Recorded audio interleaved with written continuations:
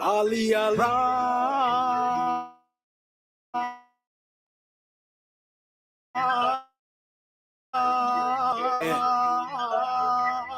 I praise Allah for these lessons. I'm striving to be the message, and I thank Allah for His blessings. Ali was the circle 7. I praise Allah for these lessons. I'm striving to be the message, and I thank Allah for His blessings. Ali was the circle 7. I praise Allah for these lessons. I'm striving to be the message, and I thank Allah for His blessings. Ali was the circle 7. I praise Allah for these lessons. I'm striving to be the message, and I thank Allah for His blessings. Ali was the circle 7.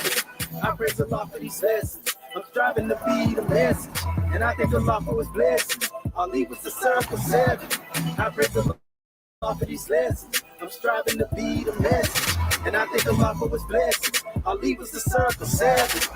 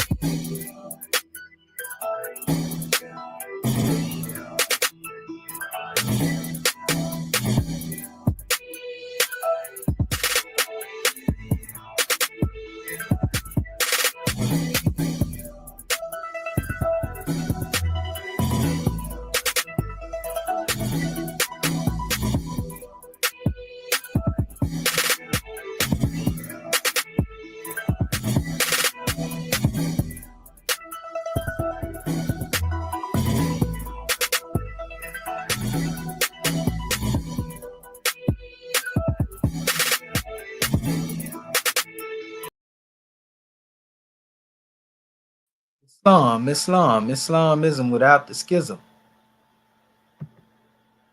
On a rise upon the 7 within the circle of justice, mercy, love, and right, and give all praises to the great God Allah, Father God Allah, and honors to His holy prophet, honors to our holy prophet, Noble Drew Ali, El-Hajj Sharif Abdul Ali, that is.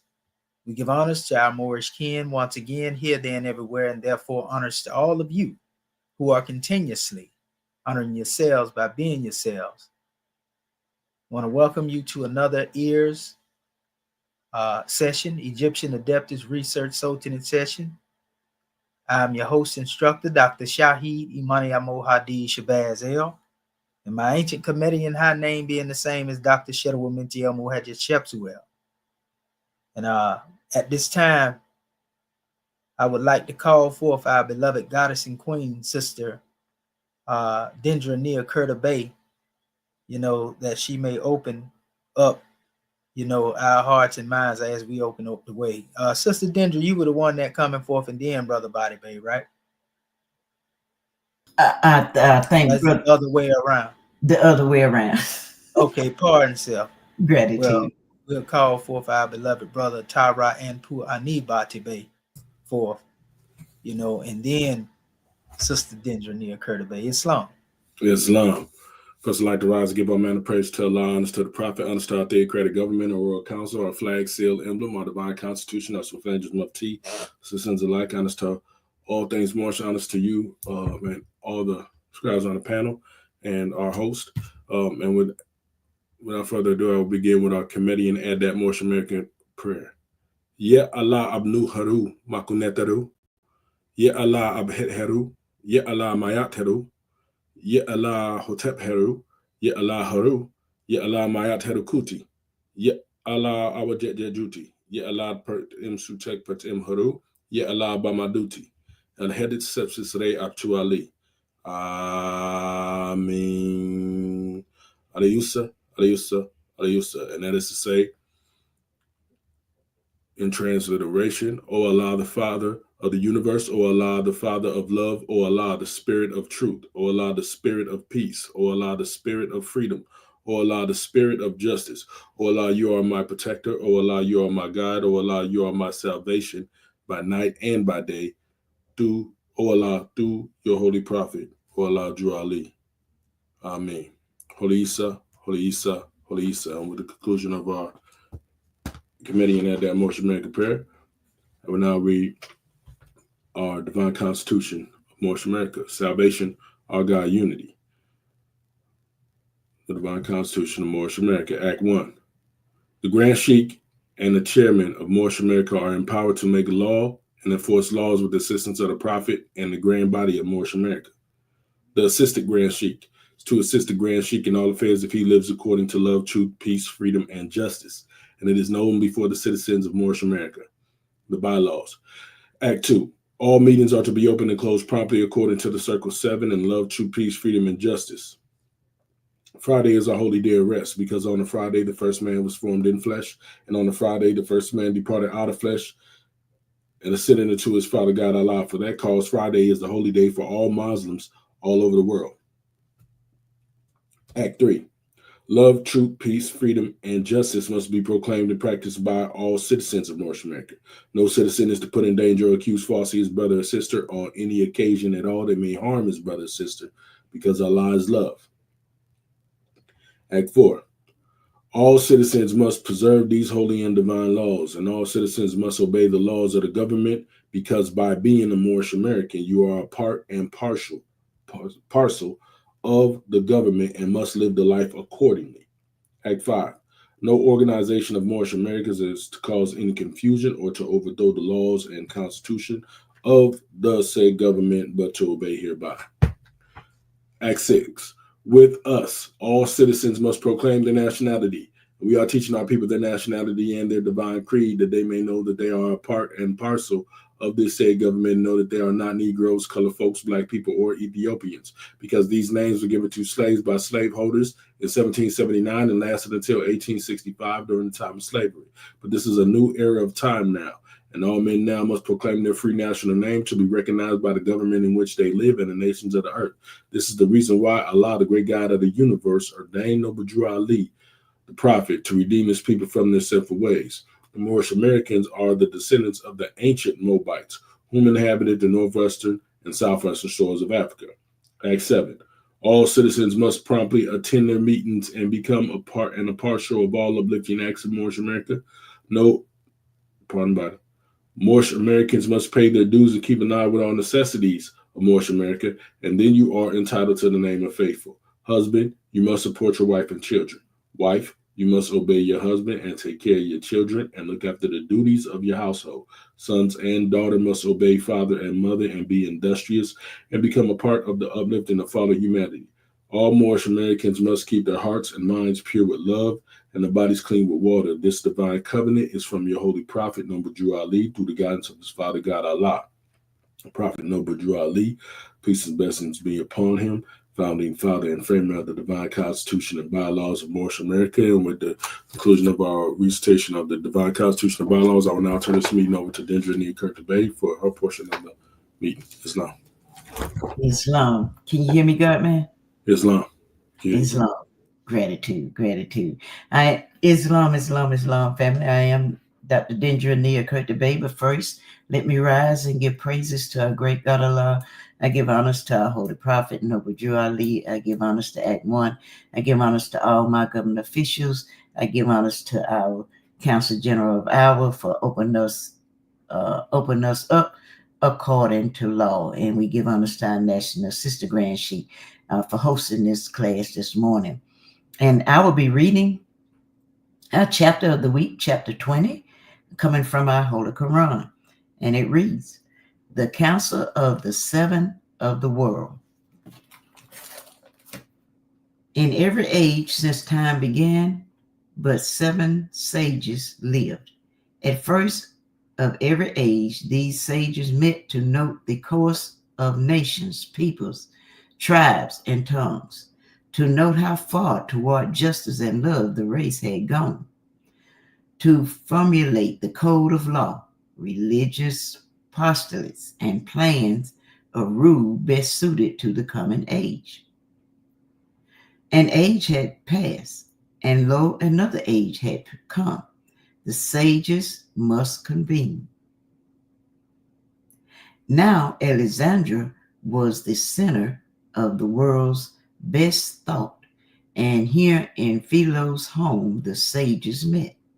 From China came Miste, from India Pate came. From Persia, Casper came. And from Asia, Esbino came. From Greece, Apollo came. Mathena was the Egyptian sage, and Philo was the chief of Hebrew thought. The time was due. The council met and sat in silence 7 days. And then Meste rose and said, the wheel of time has turned once more. The race is on a higher plane of thought. The garments that our fathers wore have given out. The cherubim have woven a celestial cloth, have placed it in our hands, and we must make for men new garbs. The sons of men are looking up for greater light. No longer do they care for gods hewed out of wood. They seek for a law not made with hands. They see the beams of coming days and yet comprehend them not. The time is right, and we must fashion well these garments for the race. And let us make for men new garbs of justice, mercy, and love, that they may hide their nakedness when shines the light of coming days. And Vidyapati said, our priests have all gone mad.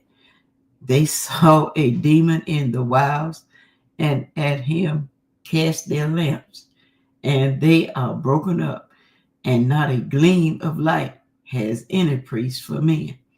The night is dark. The heart of India calls for light. The priesthood cannot be reformed. It is already dead. Its greatest need are graves and funeral chats.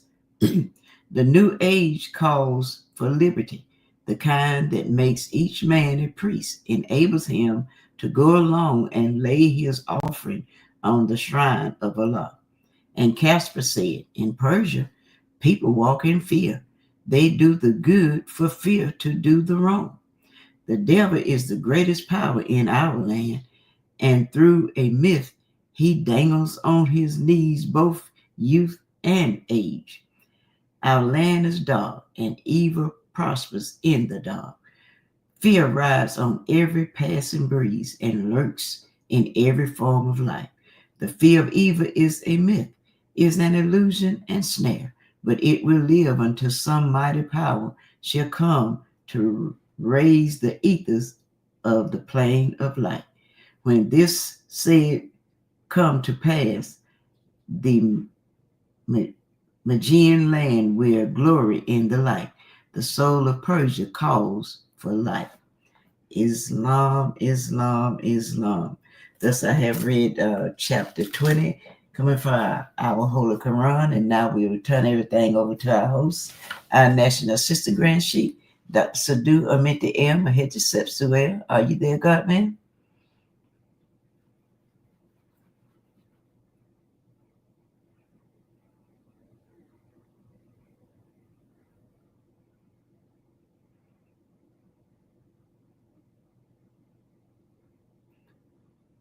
Islam, National Assistant Grand Sheik, are you there?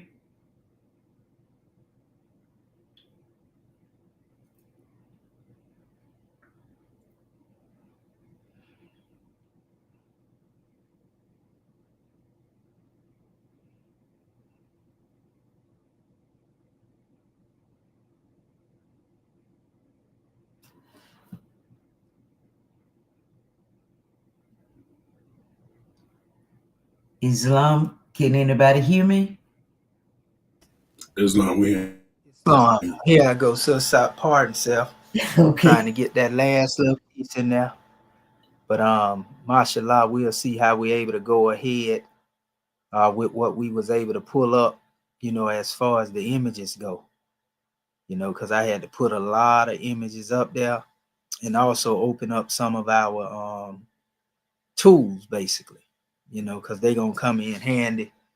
We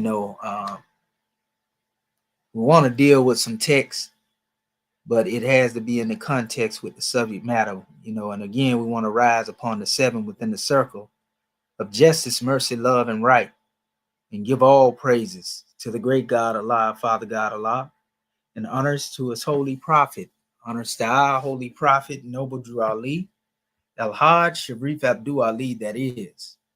We give honors to our Moorish kin once again, here, there, and everywhere.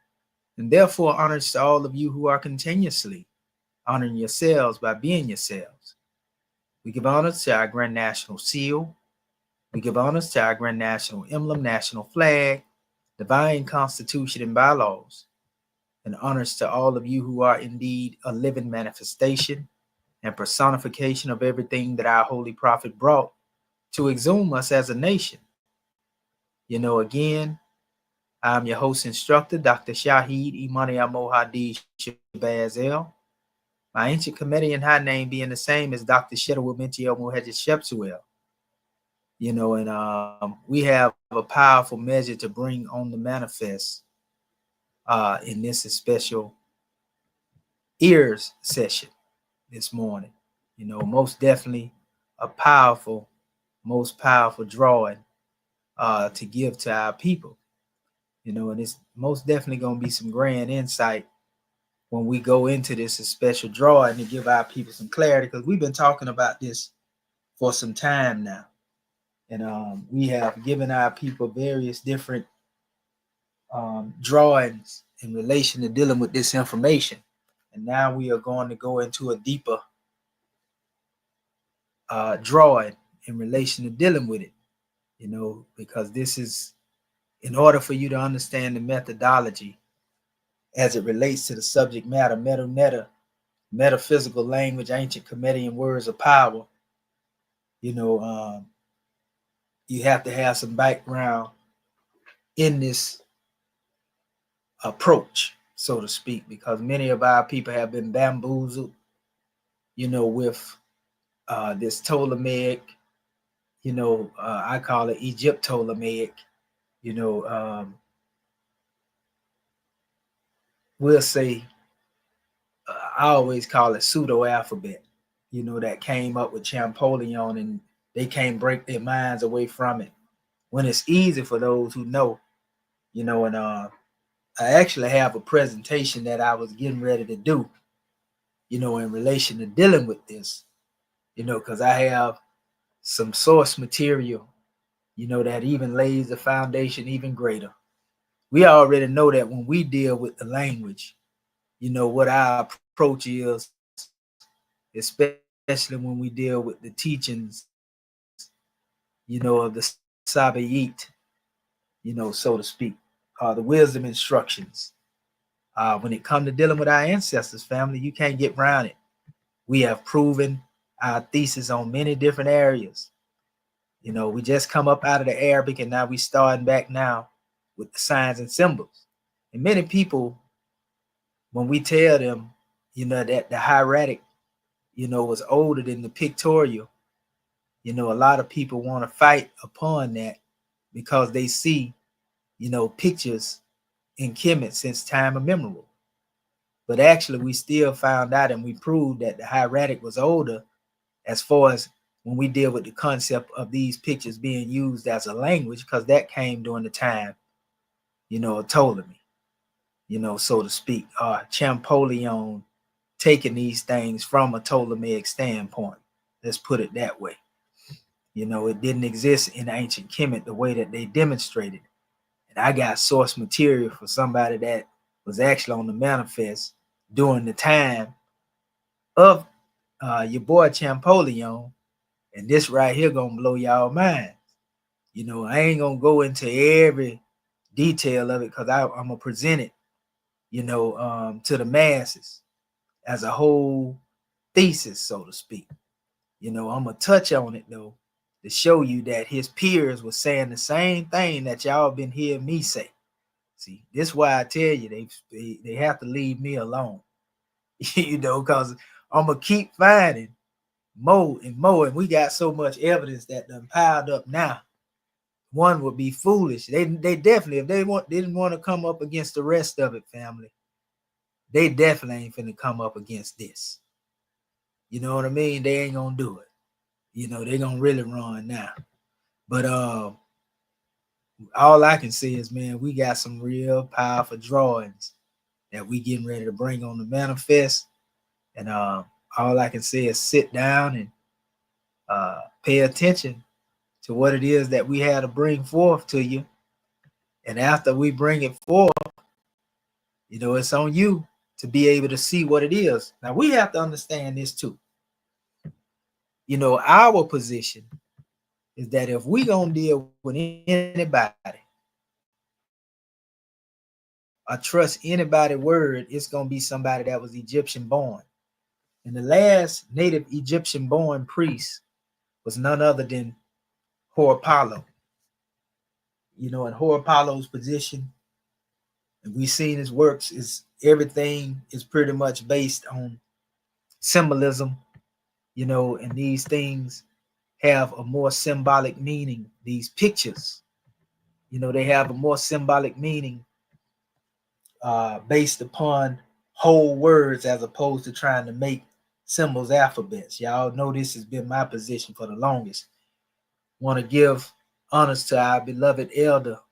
May he rise in power, because by default, I have picked up, where he left off at our elder Walter Williams. It was an honor to be able to sit on the panel with the elder and get the confirmation, that exactly what I was demonstrating was, what it was. And I hadn't even knew about the elder at the time. I was doing a lot of my research until the time, I ended up meeting him on the panel because I was so busy doing my own research. It was kind of overlooked, and I didn't see nobody else out there that was really having the same position of us. I thought I was out there by myself, and the elder been out there for years doing it. Honors to him for the work, and also, allowing me, to come forth, in his defense, because I come to find a lot of people have attacked him, and most of those who have attacked the elder, once I did my research and I end up going at them, we got record of those same people that have wrote against him, and tried to overthrow his work to no avail. That's a shame that people would do that. That's how they don't study Kemetically as they say they do, because Kemetically you don't go against your ancestors according to the laws of Ma'at, the 42 laws of Ma'at. You don't go in opposition to those who have laid a foundation. You don't plunder, their wisdom. You see, but the audacity of a lot of these people tried, and like I say, they hadn't dampened nothing that he did. And now they're in trouble because what he wasn't able to find in certain areas, even though he did a good job of what he was, and they still couldn't deal with him. The elder was sharp, all the way to the time he transitioned. He never lost his intellectual capability, sharp as he was when he was in his youth, basically. But I was able to go a little further, and that ain't to try to supplant what he demonstrated. That's just saying I was able to find even more source material, to back this thesis as it relates to dealing with the original way. I showed it to you on many occasions, proving to you that the alphabet of ancient Kemet was the Medu and Kemet, not Medu Netta. Medu Netta represented, as I told the people, a more metaphysical, symbolic, esoteric approach. The same opinion as Horapollo, the last native Egyptian to actually deal with the hieroglyphs. So I'm going to take his word over Champollion's all day, because Champollion, when he did a lot of his creating the methodology that he came up with, he hadn't even been physically to Kemet at the time, we found out. But boy, what I'm finna get ready to show y'all in a minute from one of his peers that was during his time and the arguments that were made. I got two different source materials. One is just a random source of some Egyptology, that gives us to understand on the background of pictures and what they represented, because a lot of people try to get away with the fact that these anaglyphs that they existed in ancient Kemet, like I say, since very ancient time. And they try to say that this was the language. Just because those symbols were there don't mean the ancient Egyptians used them the way that Champollion used them. And that's how they pulling the wool over your eyes when they try to make you think that the pictures are older than the hieratic as a language. And I'm saying written language when I say that, because there's one aspect when we talk about a written language as opposed to dealing with, the metaphysics, of the words of power. And the ancestors definitely had, a grand, let's say, codex, in the expression of pictorials, and they didn't have nothing to do with Champollion's alphabets. And so this is the distinction that is made by Champollion's peer. And he made some of the same arguments, to my surprise, that I have been making against these other people. Like, you need an ancient Egyptian alphabet chart. Y'all see, I told them, I say, I give y'all 3 years and you still won't find it. And nobody has ever been able to overthrow that challenge. In fact, one brother, he even admitted after he seen us transliterate the hieratic, something they wasn't able to do. After he seen us do that, all of a sudden, he went on ahead and admitted that I was right, in my methodology. So we was finally able to make that brother, who was on the panel with me and Walter Williams, stand down and respect what it is, because he didn't want the smoke that he was trying to act like he wanted. Now, it's a couple of them that still have confidence in their mind that what I'm bringing forth is pseudo. Regardless of all of, the evidence that I done put out here, y'all seen it, the ones that are faithful that have been here. Y'all seen all the evidence we got. We ain't even got to go over it a lot of time no more now, because we can show you where Alan Gardenia was the one that actually a main culprit in burying, the actual hieratic up under, this methodology of coming forth, with what we call transcribing, the hieratic into pictures, reverse engineering and all this other nonsense that they was doing that we figured out. There's also 2 different forms of cryptography that I've also found in these recent findings. There was a cryptography as it relates to the ancient Kemites, and there's a cryptography, as we pointed out in the past, as it relates to the Ptolemies. And there's a very grand difference between the 2, because the enigmatic writings, so to speak, of the ancient Egyptians, are very, very different from the writings of those who came during the Ptolemaic periods. So this is where you have to have the mindset of understanding. The methodology of Champollion did not exist in the mind of the ancient Egyptians. We know that for a fact, even though we wasn't physically there. How do we know it? Because it originated during the time of Champollion. That's simple thought pattern. If the methodology existed during the ancient time, then we would have record of that, just like we have record of that as it relates to every other alphabet. When we look at Arabic, for example, the methodology of understanding Arabic comes from a time period, but it's consistent with itself. When we look at Hebrew, as they like to call it, we say Proto-Sinaitic, Proto-Canaanite, whether you're dealing with the pictorials or what they call Paleo-Hebrew, when they come with the alphabetic, because they got 2 different expressions in their language. And that's a whole nother thing that also makes a questionable drawing, because in the Hebrew, they have pictorials that are more older or ancient than Champollion, but they are different as they relate to the comparison to the letters that was created by the Hebrews, but they're using some of the same symbols, Champollion using some of the same symbols that was in that language.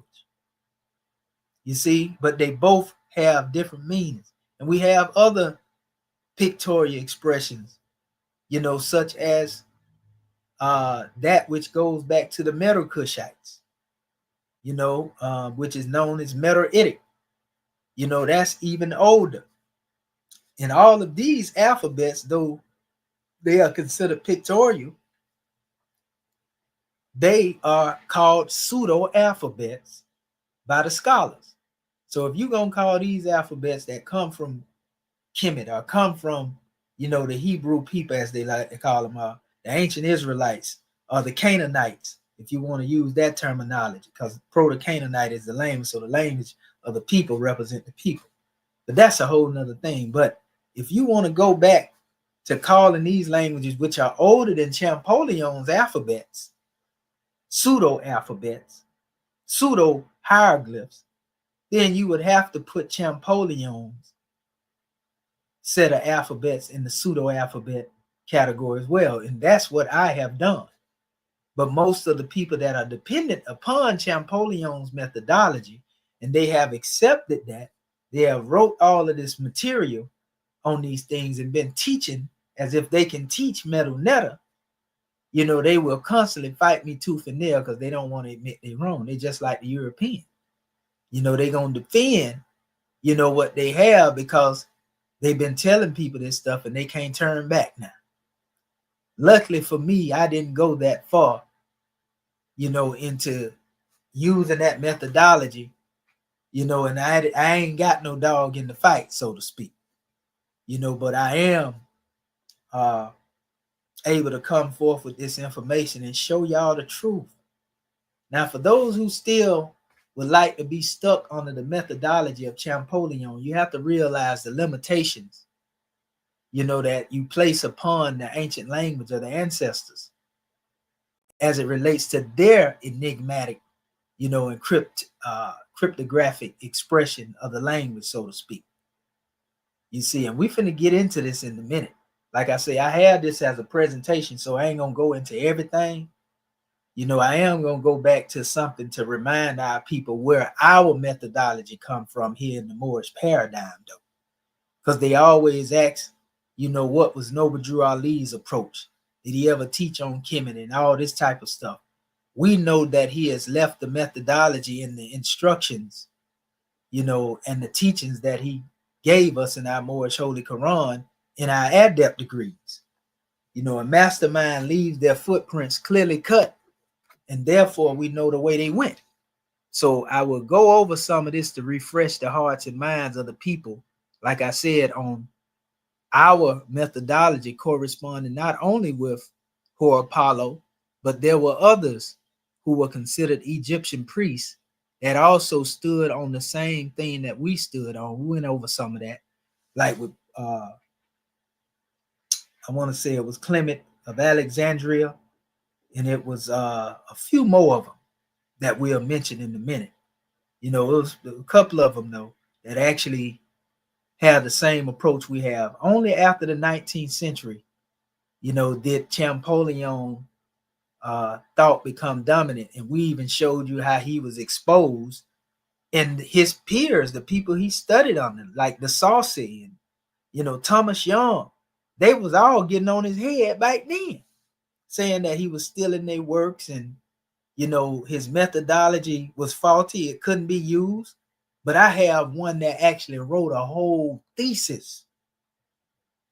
And I just took excerpts out of it, and we'll go into it, who this individual is in a little bit.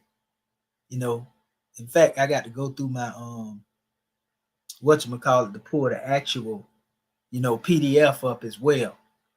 I just have my excerpts that I took out it now. And I do that because, I want to pull it up when I get in a discussion with somebody, so to speak. We ain't going to give no opportunity to go in there so they can try to remix and redirect the course and make you think the document ain't what it is. See, that's why I don't go all the way into certain things sometimes. If they ready to get in there realm of discussion, then we'll give them what they're looking for. But other than that, we'll save it for the books that we in the process of compiling, because that's where I'm at with it right now anyway. So I've already presented all my information for peer review, and none of them can withstand it. They cast and I cast, and this is where we at now. So let me share my screen first and foremost to refresh, the hearts and minds, and make sure you hit the like, share, and subscribe. Wait a minute. What I'm going to do real quick before I even do this, give me 1 second here. 1 second.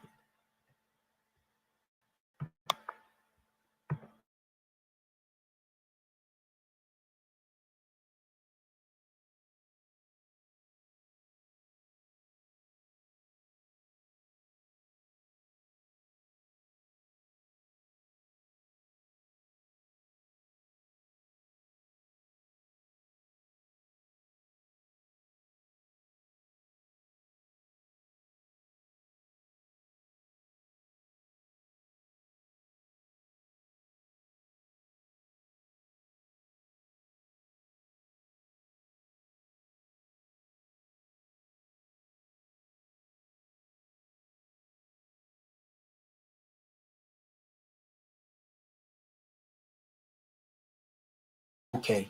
I had to cut that out because I didn't want it to bleed through. And what I'm doing right now, I'm sharing this link manually in my Facebook, to make sure that we can get some more outreach to our people. But I'm telling you, what we getting ready to bring on the manifest, I'm telling you, only we can do this, family. Only we can do this here in the Moorish American government. These Kemetic and adept scribes, we the only one that's gonna bring this stuff to y'all. And it's sad that it'll probably be long after we gone off the manifest that ones will be able to appreciate what it is that we are giving. You know what I mean? We ain't looking for nobody to give us our flowers, so to speak. But I can guarantee you, by the time they really grasp what we saying, we'll probably be long gone in the plane of soul, so to speak, because that's how it work a lot of times. I don't see a lot of them though, being that they standing with this Roman, this European, giving us our flowers while we here. And like I say, we don't even look for it. We just trying to give our people the truth. And we ain't even looking for, the fame and everything behind it. You see that whoever it is, they most definitely have made sure that my channel gets shadow banned. You got some of people that watch my channel just to report it. And that's why after all these years y'all done been on here with me, we ain't been able to get no views. I don't even care about that. The chosen few that's getting it is meant to be the ones that get it. I never really cared about that. When it was just one person, me, myself doing it, I still taught, as thorough as I teach right now, and it's still going to be that way because I don't look for the audience per se. I'm just trying to get the information out there to the people. So it ain't me that's keeping this secret. I'm giving the information up. But see, a lot of people, they report my page because they stealing, and they try to take the information that I put out here and remix it and bring it forth in their own way. They think I don't see them doing that too. But that's all good and no. Well, a lot of them try to spark up controversy and, debate with me, to basically be taught by me, indirectly, acting as if they are adversarial, but they're trying to pick my brain, for what it is that they know that is dominant. And then they try to go out there and use that as a methodology, to constantly go back and forth with our people. I've been seeing that as well, but that's neither here nor there. So all you got to do is go and look at social media and look at all of the stuff that goes viral out there. and look at how many views these people have. You know what I mean? And the only way, you know, that your views can be halted is if you spamming, and I don't do no spamming, or somebody reporting your channel, family. You know, and it is some people that have been that vindictive out there. You know, but all is well. All is well. So now that we have a drawing on this particular measure, I'm gonna do a few shares here on my side. Not many. I ain't gonna drop too many. I'm just dropping them to the main people that I know pay attention. Maybe about 2 or 3 people. And I actually have, you know, a page with multiple individuals there. So when I drop it, I'll let people, whoever go to their pages, they can catch the link, you know, because I don't want to spend too many time dropping the link all over the places. And then, you know, again, they try to make that be some realm of type of spamming, so to speak, you know. But if you have this on your page, family, if you are out there and you paying attention, be sure to hit that like, share, and subscribe. Because like I said, ain't nobody else out here teaching this stuff. We ain't bluffing y'all.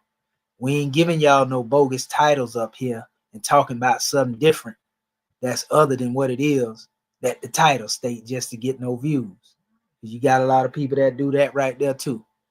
You know, they'll throw a controversial title up there, you know, that ain't got nothing to do with what they talking about, you know, to mislead you into some clickbait, you know, and it don't be what it is. I know this because I done been on a lot of different channels and seen where people do this just to get views. What I said that this title is about is exactly what I'm getting ready to talk about. You know, ain't nothing like going on somebody's page and they got a title saying that they finna talk about something, and then they talking about something way outside of what it is. So we gonna deal with the context of the measure. So okay, I done dropped everything that I wanted to drop right there. And at this particular time, now we finna get down to the nitty gritty. Like I said, now y'all be sure to like, share, and subscribe. And we're gonna wake our people right back up right now, you know, and bring them back into what it was that we have already given them. And then we're gonna go deeper. This is one of the documents that shows you, you know, what the prophet brought to us. And I ain't gonna go all the way even through this. I'm just touching it because I got some more that's gonna be more extensive than this. But I put this PDF together, the Egyptian Adept Sabate, you know, are the wisdom teachings, a holy divine instruction concerning Medu Netta of El Hedjet Shepsis Reab to Ali, which is Prophet Noah Drew Ali. You know, we giving the prophet credit because he brought the text in which we found the methodology. You know, his ancient Kemetic high name, El Hajj Sharif Abdul Ali, you know, is transliterated as El Hedjet Shepsis Ray Abdul Ali, Kemetically. You see? So signs and symbols of a conscious minds and men of understanding, you know, women too, you know, that's the teaching. So they wonder what methodology the prophet brought. And as we already put it out there before, even finding in our Moorish questions from our Moorish Science Adept questionnaire, can Allah speak to man? Yes. How many ways does Allah speak to man? In a still, small voice, he speaks, and he who speaks is still. How do we look at the image of Allah who speaks within? See, now, when we see image of Allah, in all actuality, the image of Allah extends throughout creation. Everything in creation is the image of Allah, whether we know it or not. You know, and that image is the same image that speaks within us, because we are the microcosm of the macrocosm. Everything that is in the universe is God. And everything in the universe is within us. So if everything in the universe is God and everything in the universe is within us, that means that God is within us. So it says, by looking into the face of man. How do we look at the image of Allah who speaks within? By looking into the face of man. What is the other way Allah speaks to man? By the voice of man, not an oracle or any idol.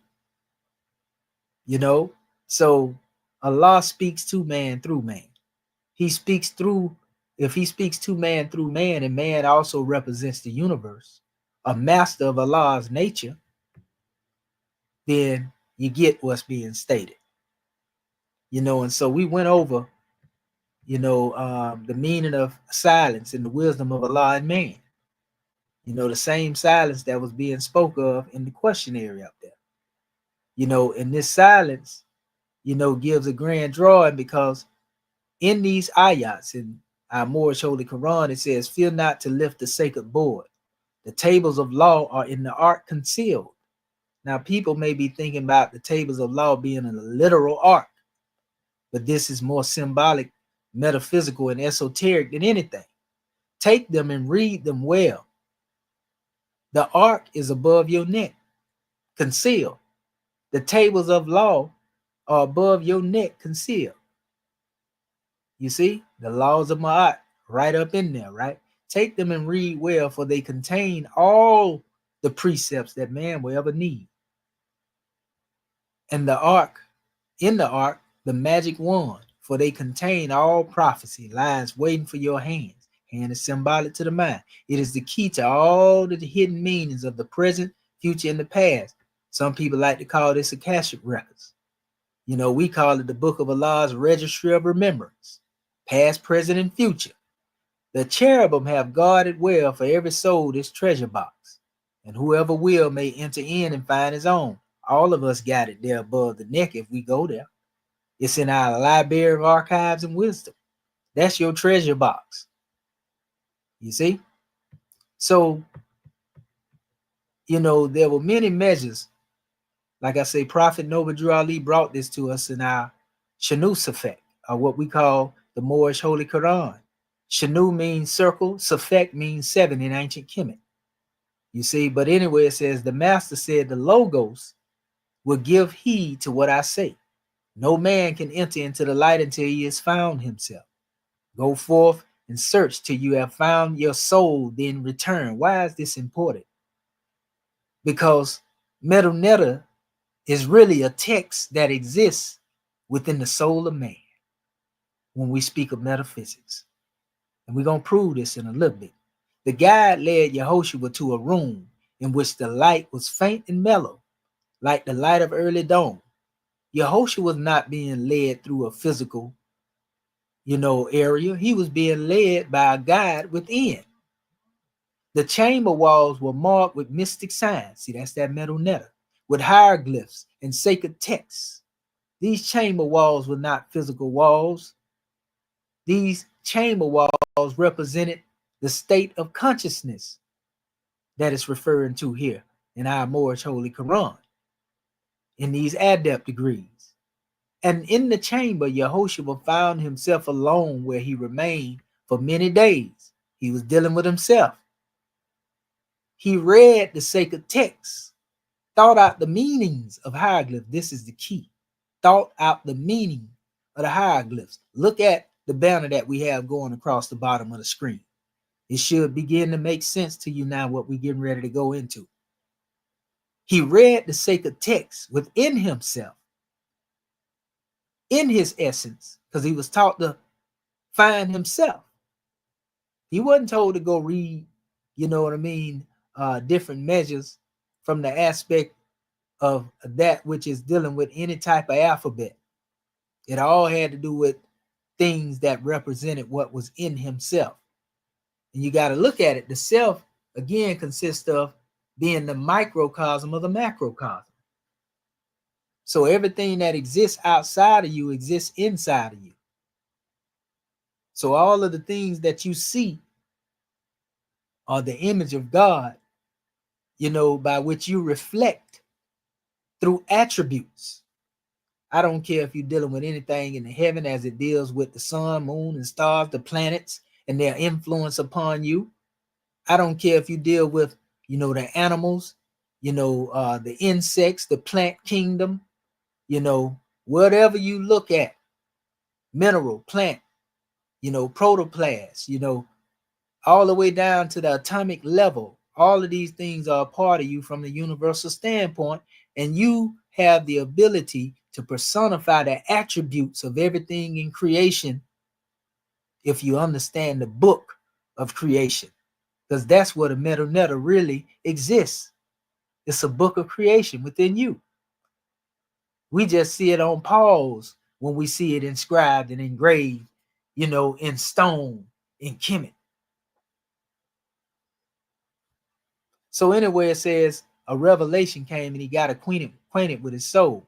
He found himself and he was not alone. How can he not be alone when he is alone? He found himself.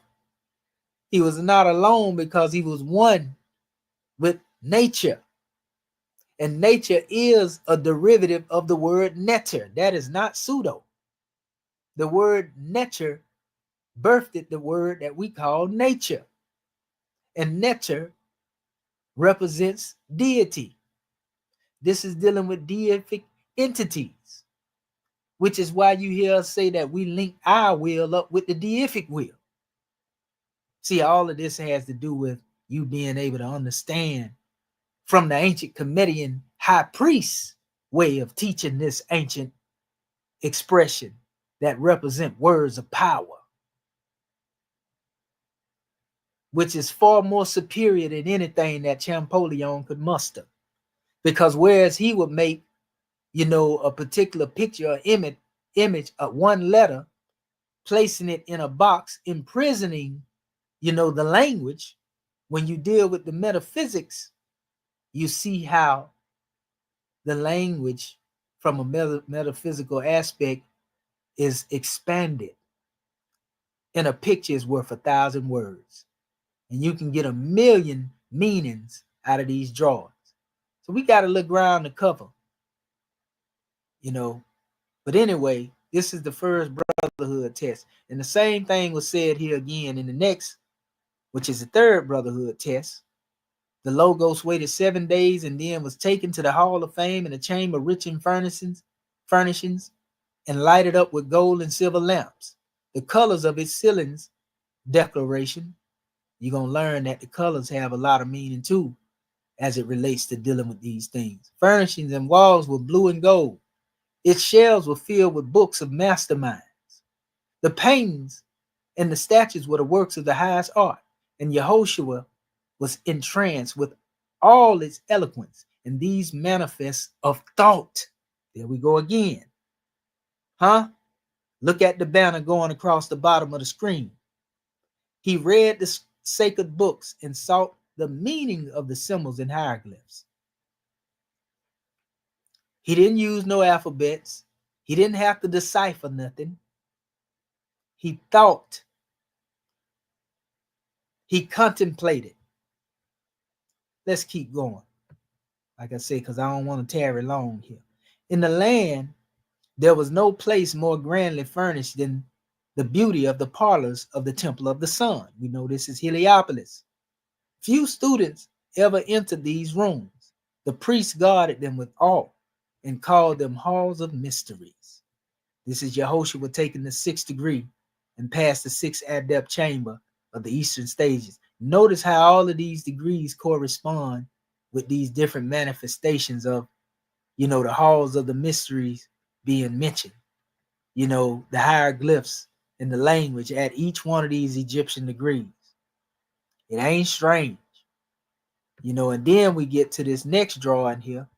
It says the senior course of study was now open, and Yehoshua became a pupil of the Hierophant.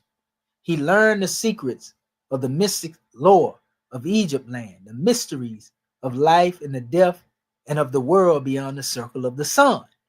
This is what Prophet Noble Drew Ali brought us. So if you wonder why we talk so much about Kemet, and these chapters are some of the chapters actually that was even held back, by those who was trying to demonstrate a degree of secrecy. And they still don't even have the knowledge, of knowing what these things are, because they destroyed the prophets, original organization, and then other people hijacked it and they was not a part of the adepts that he made. So we receive what we receive through oral tradition, which is like true adepts receive a lot of the information. In fact, most of the time when a mystery school is established, that shows how, unauthentic they actually are from the ancient standpoint.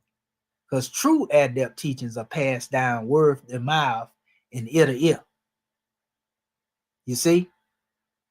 And that's what we have. And that's why we have Prophet Noble Drew Ali's high name. The people that don't have it didn't come from his lineage. You see, but right here, this is the teaching that he brought us. And it shows the methodology of contemplating upon the thoughts that have been manifested in creation, because everything in creation is a thought of Allah manifested in the flesh. All you got to do is go to chapter 11 in our Moorish Holy Quran, and it breaks all of that down and gives you the understanding of exactly, how, Medu Netta is metaphysics. So this is the Adept Chamber of the Dead and the Mysteries of Egypt. This goes into the senior course, when one actually becomes a pupil of the Hierophant that is within them. It's in you. The teacher is in you. That's why we don't get caught up into the personality of those outside of the self, because we know the true scribe is in you. The true master teacher is in you. This is what Prophet Noble Drew Ali taught us.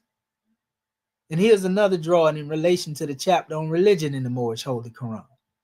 He hath endued thee with reason to maintain thy dominion. He hath fitted thee with language to improve thy society, and exalted thy mind with the powers of meditation. This is very important with what we're going today. To contemplate and adore his inimitable perfections. So that's what we're getting ready to show you. The powers of meditation and everything. Then there's another measure dealing with the holy instruction from the prophet on know thyself. Again, we are being directed to the self. Weak and ignorant as thou art, O man. Humble as thou oughtest to be. If you're paying attention, if you're observing your surroundings, right?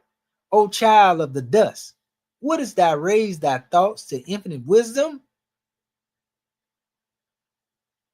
Wouldst thou see omnipotence displayed before thee? Contemplate thine frame. In other words, if you want to raise your thoughts to infinite wisdom, if you want to see omnipotence displayed before you, contemplate what is within you. That's what's being said right here. We ain't going to go through nothing long and drawn out. And this is actually, going into the essence. This is chapter 15 in this particular Moorish Holy Quran, but we have different order. One is chapter 11, which I made reference to. Now I won't, I'll do this right here. I'm going to go here. I'm going to go on certain aspects of things.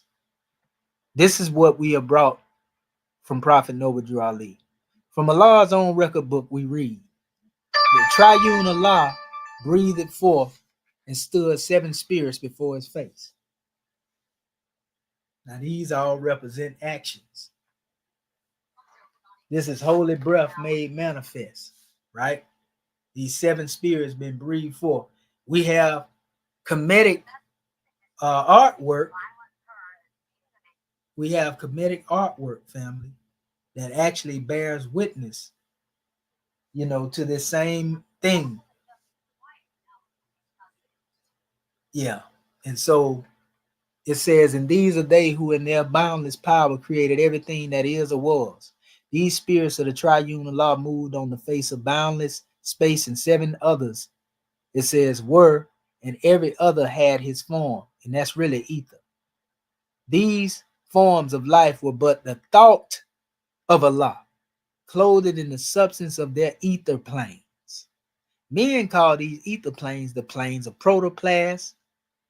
Now this is omnipotence being displayed before you. What is protoplasm? Protoplasm means the first life form, which is really man in his elemental form, his atomic form.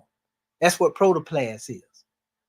So in that particular realm of the elements, we find in those ethers that there is a life form to be expressed there. And the ancient Kemites had, glyphs that actually represented this particular stage in creation. We seen the earth displayed. We're going to point some of that out in a minute, and the symbol that was used for it. We seen many plants like the reed plants. We seen what they call the beasts, which are really the animal kingdom. We seen those being displayed upon the walls of Kemet. And we seen man himself and what is being referred to as angel here, as a representation of the gods, and of cherubim and so forth and so on. We seen these things displayed. These are the thoughts of God made manifest. So the glyphs that you see upon the walls represent the thoughts of God, and this is why they call it Medu, the words of God, because these thoughts are made manifest into words, and these words of power brings creation on the manifest. In the beginning was the word was with God, and the word was God, is what they tell you in the Piscean records of the Bible, right? Huh? Oh yeah, we making it plain today. So it says these planes with all their teeming thoughts of Allah are never seen by the eyes of man in the flesh. In other words, somebody that can't comprehend infinite wisdom. You see, if you can't comprehend infinite wisdom, then you can only see what's there before you, and you can't see omnipotence being displayed before you. You can't see the divinity, in what you see before you. You can't read the book of creation from a divine standpoint like a true Hereford can. Your mind is just too limited. They are composed of substance far too fine for fleshy eyes to see, and still they constitute the soul of things. And with the eyes of soul, all creatures see these ether planes and all forms of life. Because all forms of life on every plane are thoughts of Allah, thoughts of nature, all creatures think, and every creature is possessed of will. It says, and in its measure has its power to choose. So everything in creation is a manifest of deific will. And in that deific will, it has a power to exercise its ability to choose, whether we know it or not. In their own ethers, they choose to live as they live based upon their nature, but they still have the power to choose. How do you think that something that is in the animal kingdom that's being hunted know to run? It has a choice to either stand there or run. Now it may not choose, with the intellect that we choose with, as far as using the rationality that we use. But sometimes when you look at these animals, some of them will surprise you, because you got, animals that doing things that humans, they can be trained, some of them, to do certain things, but there's an instinctive nature dealing with the power to choose that's in everything in creation, whether we know it or not. A bird knows and senses danger, and it can stay in its nest when it sees a predator coming, or it can fly away. That's choosing, whether we know it or not. You see? It says, and in their native planes, all creatures are supplied with nourishment from the ethers of their planes. And so, in other words, it stays in its lane. It's sustained by what's in its plane. The things that sustain plants, the things that sustain plants. Let me get this thing here. I don't know why this thing keep turning on. I'm going to do something for this here, though. Okay, there we go. Goodness gracious. So anyway, it goes on. Everything is supplied by nourishment, from the ethers of their plane. You don't see, us eating exactly, in the process that plants eat, but we eat what plants, absorb through their roots, so to speak.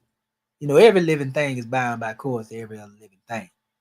But it says, so with everything, until we became a sluggish the wheel became a sluggish wheel.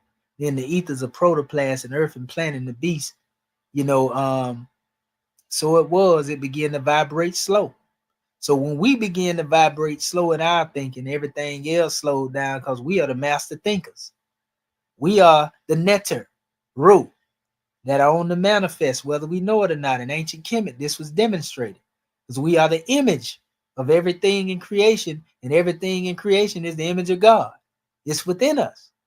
The ethers all became more dense, and all creatures of these planes were clothed with coarser garbs of flesh, which men can see, and thus this coarser manifest, which men call physical, appeared.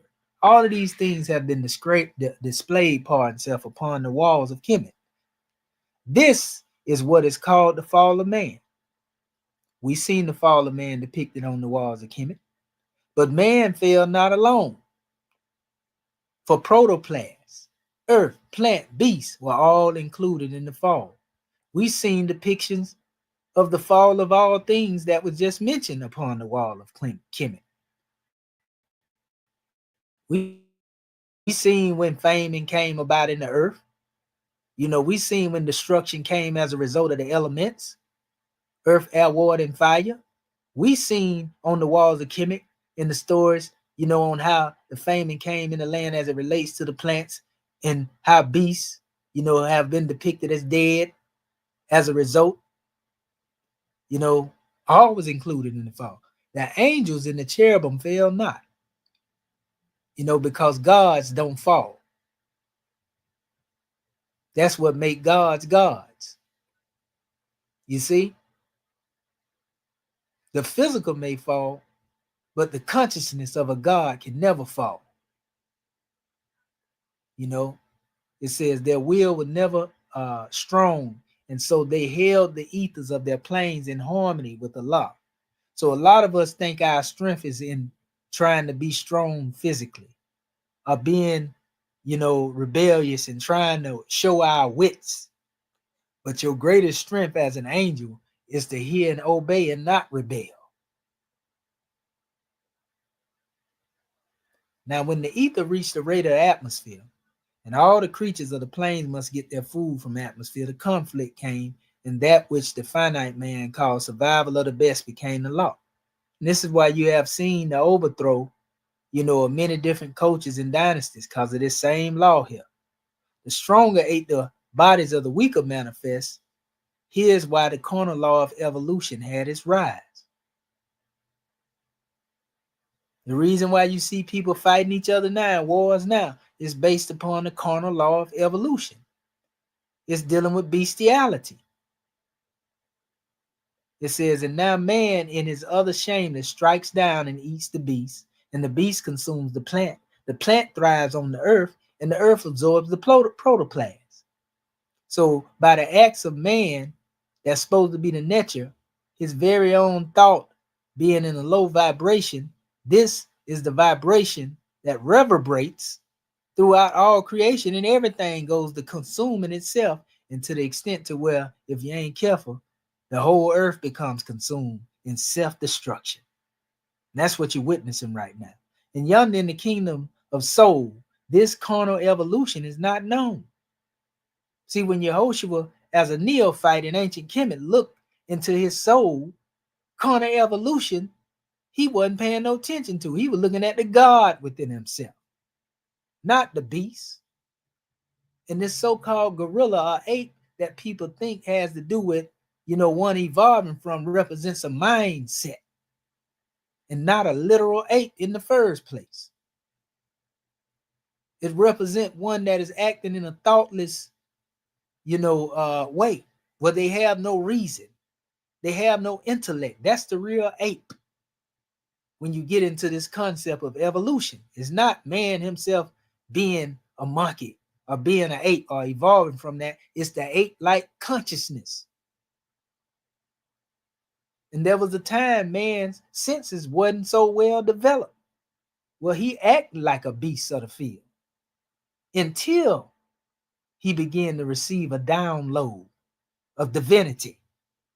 And this is what it made this one become known as a Homo erectus, as they call it, more Atlanticus, Atlanthropus, the original state before they start talking about that Homo erectus stuff.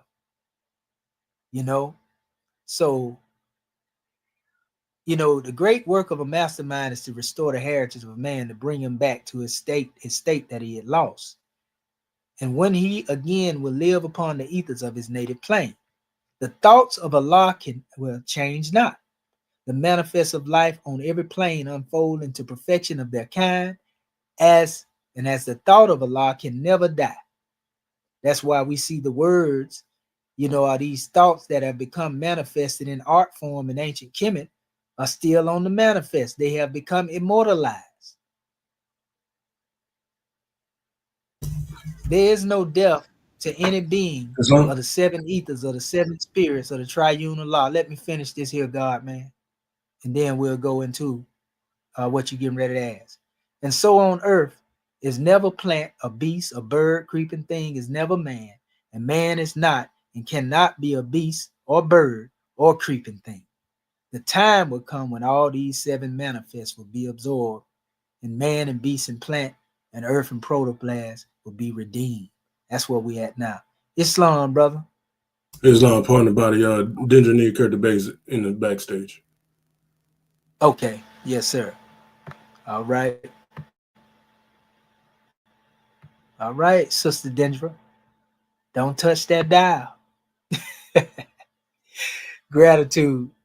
So now that we have went over this, and I've showed you the ingredients as it relates to what Noble Drew Ali has taught us, and his relevance to dealing with what is to be taught according to the hieroglyphs, we understand physical language to us, symbolic language to us, esoteric language to us, and we understand that this methodology was used by the last true Egyptian priest, Hor Apollo, along with Clement of Alexandria, and a couple of more of them. Like I said, I'm going to mention in a minute. So now we done laid that foundation, to refresh your mind on it. Now you can understand, the subject title, Medu, Metaphysical Language, Ancient Kemetic Words of Power. And I'm going to give you, the aspect of this title. But look at the question that's going across here on this screen. What does it mean that thoughts are things? If you was listening to what I said, you should comprehend what I said. Thoughts are the DNA of the universe, containing the code that gives form to our physical life experience. That means that some mathematics is involved in it. And if thoughts represent DNA, we know how DNA demonstrates. DNA, is a direct expression of the God code. And that's the code that gives form to our physical life experience. So everything that you see outside of you is encoded in your essence from a microcosmic standpoint. That ain't spookism, that's literal science. Anybody that has studied science know that we have been seeded, that this information has been downloaded into our cellular construct. We can prove this. All you got to do is study the concept of panspermia. That's scientific. That's the scientific model that I accept because it corresponds with the text and the cosmology that has been taught by our ancestors. Our ancestors taught that we come from the stars. Panspermia in literal science, look it up, teaches that we are seeded with stardust. Everything in creation was done, and they say this was done intentionally by intelligent beings, not monkeys, not apes, by intelligent beings. Some people would like to call them Neteru, Kemetically. Some people would like to call them Anunnaki from the Sumerian standpoint. Some people will say Elohim if they was using the Torah. But nevertheless, we were descended from ancestors that are more divine than they are physical.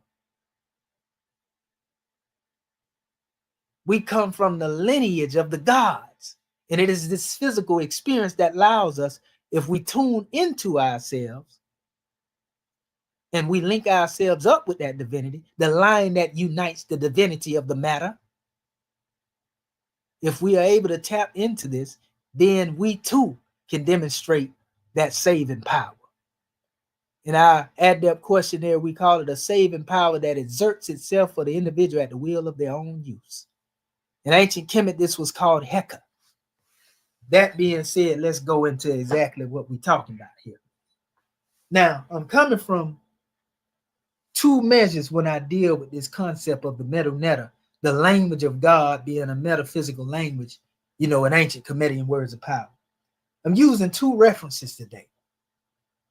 One of my references is the Egyptian metaphysical language that we talked about many times by our brother Mustafa Gadala. And I'm finna put this up here real quick. It's the book. I'm going to give you the look on this so you can order it if you don't already have it, those who are out there listening. This brother did a grand job, and he is also one, who has confirmed, the same thing we talking about. He got whole books that he done demonstrated showing that the true language, is the hieratic, but these hieroglyphics are based upon metaphysics. So I'm going to give you this one source right here. So you can't never say that I didn't give you the information for you to go and do your own research. This is, I'm reading out of it right now. Let's see.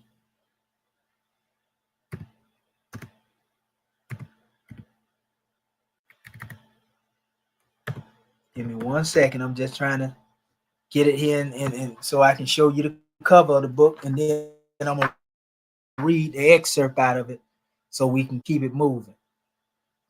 Give me 1 second. Here it goes. Yeah, there it is. It's on Amazon too.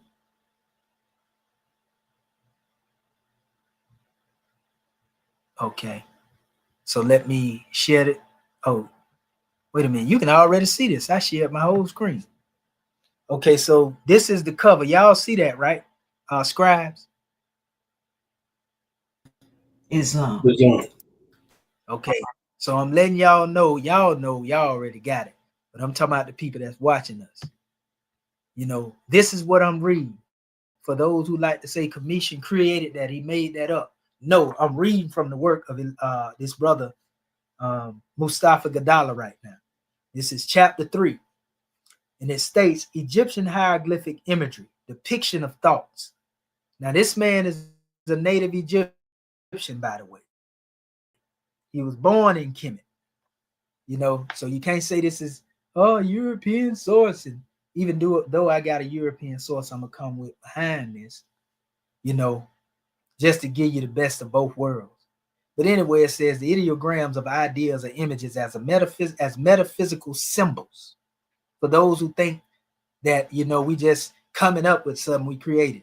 He said it's worth repeating Plotinus' description of how the Egyptians came up with their pictographic hieroglyphic ideograms. Plotinus wrote in the Enneads, volume 5 and 6. Now, this is another one of those people that I was telling you that was considered among Egyptian adepts, Plotinus. Outside of Clement of Alexandria, outside of Hor Apollo. This is what he said. He said, the wise men of Egypt, either by scientific or innate knowledge, when they wished to signify something, wisely did not use the form of letters which follow the order of words and propositions and imitate sounds and the enunciations of philosophical statements. He said, but by drawing images and inscribing in their temples one particular image of each particular thing, they manifested the non-discursiveness of the intelligible world. That is, that every image is a kind of knowledge. See, this is what I've been telling y'all. One image or picture is worth 1,000 words. Every image is a kind of knowledge and wisdom and is subject of statements all together in one, and not discourse or deliberation, as you would do with language.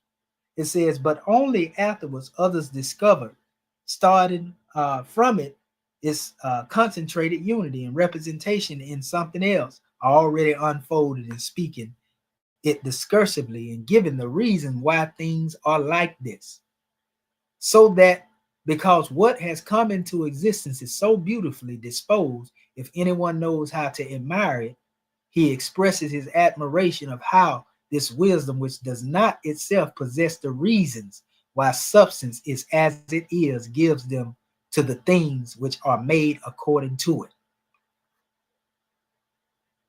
So our brother Mustafa Gadala gives his breakdown on this. He says, in this Egyptian meta language, both the signify and signified of the sign dissolve by the use of the sign that ultimately represents extra linguistic signified concepts or signified reality.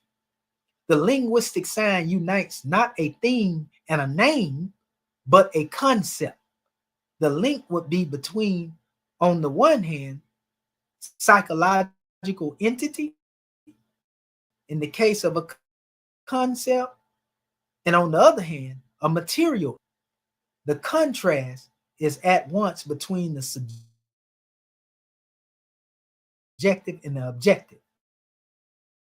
The ideal Egyptians never different, sacred and mundane, two sides of the same coin, images of each other, always aware of maintaining this relationship between the above, the below, and vice versa. So they're saying that the Egyptians made no difference between the sacred and the divine. They was all God, because the all exists within all. And when you understand this, then you can understand the metaphysics within creation. As it is above, so it is below. As it is within, so it is without. Remember, man is the microcosm of the macrocosm. And everything in the macrocosm is God. So everything that exists within the macrocosm is within man. So that means that that God, in all of his essence, his attribute, and everything manifested is in man. So that's why Yehoshua, as a neophyte Egyptian adept, was told to go within himself to find himself by observing the hieroglyphs upon the walls of his very being. Egyptian hieroglyphic ideograms are formed in accordance with natural laws. That's true. Everything you see on the walls of Kemetic exists in nature. Go figure. This is the manifest of the nature, i.e. Medu nature, the language of God. The natural or the character of the Egyptian written sign inheres in the natural capacity to recreate processes. Ideograms may be defined as pictures intended to represent either things or thoughts. There are two kinds of ideograms. Pictures are actual representation of objects. The copy is merely to reflect something already there, inert. Through imitation, we enlarge nature itself and become nature, or we discover in ourselves nature's active part. 2, pictorial symbols, which are used to suggest abstract ideas. Imitation through imagination means creating art, objects, to be set beside the natural objects of the world. The method of artistic creation and the shape of the object created are specifically human realizations of the universal creative forces present in nature. It is the force of imagination through which we can feel ourselves related sympathetically to the larger latent force of the cosmos and create new objects with the aid of the imagination. The mystic does not desert reality by constructing things alien and unnatural. So these are things that you are familiar with. So when you're dealing with mystic knowledge, you deal with concrete reality and you understand your relation to that reality by understanding the principle that is underlying in that reality. So if you see anything outside of yourself and you can see the underlying principle that it represents, then you can see that same thing within yourself. If you can see the hawk and study the nature of the hawk, the characteristics of the hawk, and you deal with it from a level of deification, you can understand how those qualities exist within you. A hawk, being able to peer into the sun, so to speak, without wavering in their view. This became the image of Heru. So what would this represent symbolically if you were to put this in the context of you? The hawk head upon the body of a man. It means you have the ability to look into the divinity of the light, the divine of Ra. That's just giving you a taste of the metaphysics of the glyphs. Whereas they would tell you that the head of the hawk, or the hawk in general, represents a letter A in Champoleon's context.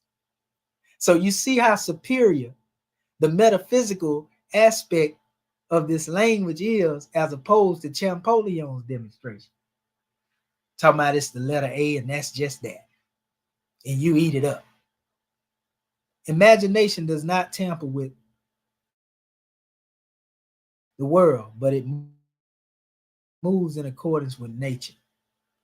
This, and then I'm going to go to my other source, because that source is a combination of this book and actually the other book.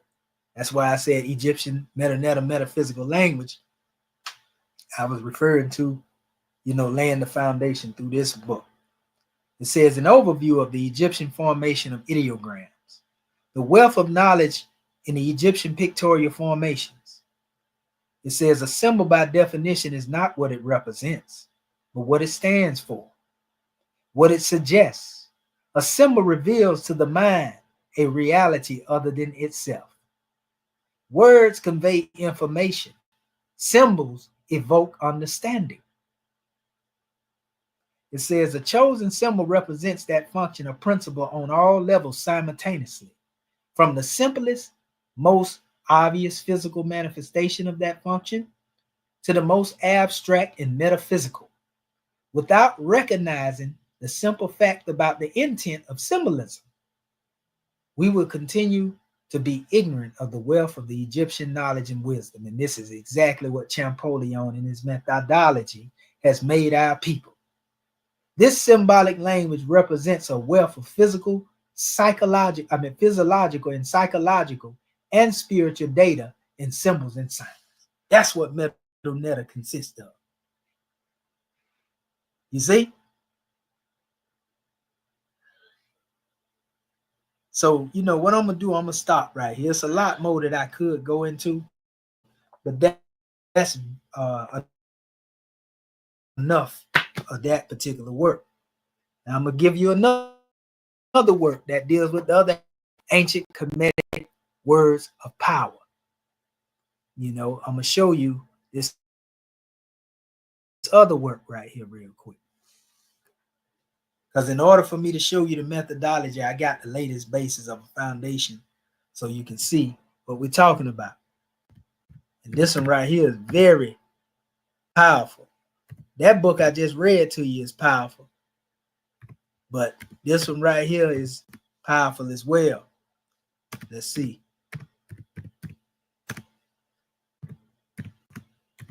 Hieroglyphic words of power.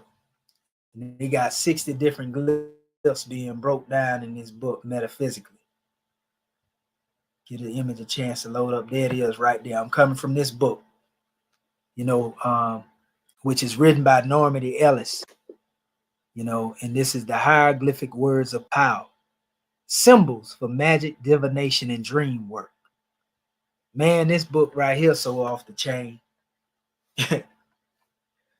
This is a powerful demonstration. In fact, that's where the question comes from that you see flowing across the bottom of the screen, out of this particular work. Now, it's a lot that I want to show you in here, but I'm going to have to speed through as I go through it and touch on certain different aspects of this, because I ain't going to be able to cover it all. I'm going to just mention certain subject matters, and I'm going to actually go into certain excerpts of the book to go deeper into this drawing. One of the things that she speaks on here. She said, and she's similarly talking just like Mustafa Gadala. It starts off into the introduction to the hieroglyphs, the words of gods, right? It says words are magic. Thoughts create actions that manifest forms. Let's stop right there. Now that's the same thing that was basically read in that last portion from the Moorish Holy Quran part itself. The same thing. Everything in creation are thoughts of Allah. That's what Prophet Noble Drew Ali taught the Moors.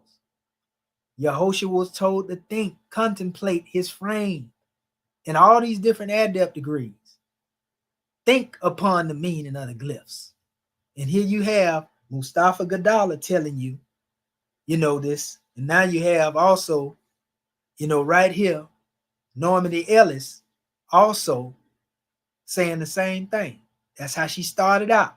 Thoughts create actions that manifest form. When you understand that, you automatically understand what we say when we say Medu Netta is a metaphysical language.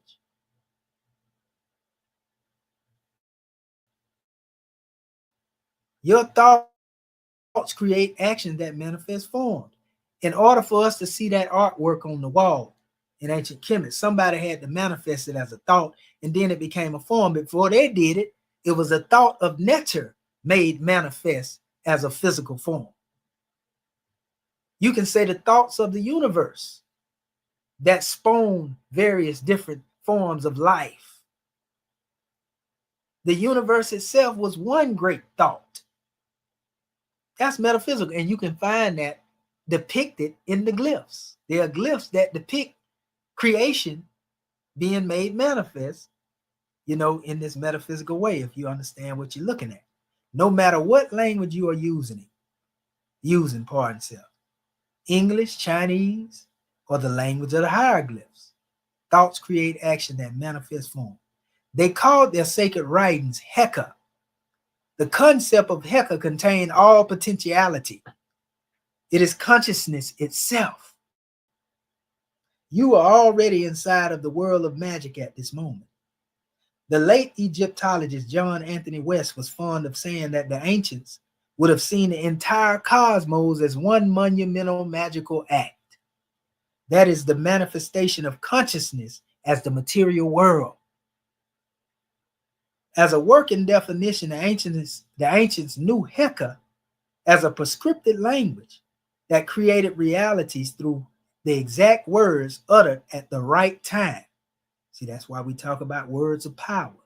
That's why your influence, if you exercise it enough and you understand cymatic frequency and you speak, you can vibrate the ethers and cause things to come on the manifest. Anybody that got sense know this. We all know when people get to dealing with this stuff that they call hoodoo and voodoo and witchcraft and all that stuff right there, we know it's real. It ain't nothing fake. Muslims know this right here. Christians know this. In fact, it's disbelief to believe that it's fake. And the people that demonstrate the thing, they use vibration. They use words of power. The only problem is they do it in a negative way. And that's what we call witchcraft in and of itself. Black magic is what they call it, based upon those measures. You see? That's how they do it. In ancient Kemet, this was a sacred art. And I ain't talking about the witchcraft aspect of it. You had masterminds that are able to demonstrate healing from those things. And we know that we have shamans in the Islamic world and shamans in the Christian world, that when somebody do harm to you, they can take things off of you because God gave them that power. That's real science, family.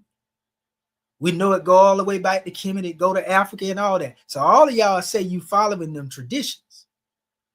But don't back out now when I go to talking about these ancient Kemetic words of power. It ain't got nothing to do with evil and wickedness. We ain't giving you no open door to go out there and demonstrate wickedness, because it's a difference between the two. The wickedness actually come from Greco-Roman admixtures trying to mix it with Kemet. You understand?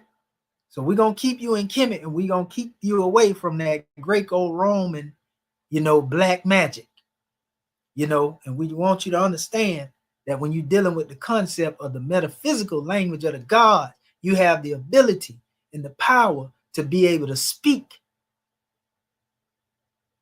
and heal. You have the ability to speak and manifest things. We know this because even when we see our young generation of rappers, and I've experienced this, I have experienced writing certain things with my pen and bearing witness to the fruits of these things coming to pass. I've seen a lot of the peers, of my generation that have wrote things in relation to dealing with dying and death, and they ain't here no more. You see what I'm saying? You can speak things into existence, and the reason a lot of times these things come to pass, it is not because you spoke them per se, but how you spoke them. It's the intent that was behind the word. It's the passion that you put behind the word that caused these things to manifest in your life. You ever seen when you get in a heated argument and you stir up the negative ether as soon as you leave out your front door? It seems like that negativity follow you everywhere you go. It's because of the passion in the argument that you was demonstrated that caused this thing to become active. But most of us don't demonstrate that same type of passion when we're trying to manifest something good in our lives. We don't have the same level of passion. It's easier to demonstrate it on the negative level out of the hatred that you pushing, and it's an authentic hatred. And that's why it manifests in your life immediately. But when you are able to master the ability to demonstrate positivity with that same passion, you can change your conditions. You can heal yourself. And that's the power that exists within ancient Medu that we call Heka. It's the saving power, the power that exerts itself for the individual at the will of the user. And once the power is utilized and you're done with it, then it's no more, as our Moorish Holy Quran would say. I'm giving it to you straight, family. So this ain't no spookism, mumbo jumbo. But you can't come into this power as easily as you would that old other garbage, such as, the dark arts, of what they call black magic. You can't come in, you got to be trained spiritually, because this type of power comes with a responsibility. And that's why this language was not taught in this form to the public. It was only taught to the high priests or the pharaoh unto their sons. Who Apollo knew this, Plotinus knew this, Clement of Alexandria said this in his works. He made it plain that the metaphysics of the language were not taught to the common masses. That's why we know Champollion, with his little creation, it's something he created. Ain't got nothing to do with what the ancient Egyptian was demonstrating. Am I making myself clear? So let me read on. It says, as working definition, the ancients knew Heka as a prescriptive language. Prescription deal with medicine and healing, don't it?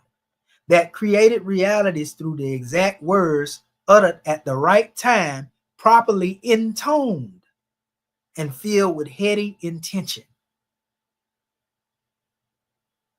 Right time, properly intoned and filled with heady intention. It says Heka was the alchemical energy of the ancient world. It was a basic metaphysical concept that our thoughts and how we speak create our reality. Like dream language and poetry, hieroglyphs work on multiple levels. See, this transcends this old alphabetical crap that Champollion trying to tell you. I've been telling you a picture is worth 1,000 words. Not only is it worth 1,000 words, but these glyphs work on multiple levels, encompassing all levels simultaneously. They are symbolic and sensory, image, and vibratory, sound. and filled with mythologies, narrative that are embedded within the hieroglyph. So one glyph has multiple meanings, multiple layers. So when he just telling you that the hawk represents the letter A, look at how much you are discarding and missing out on the multiple layers. What does the hawk represent? What are the attributes of the hawk?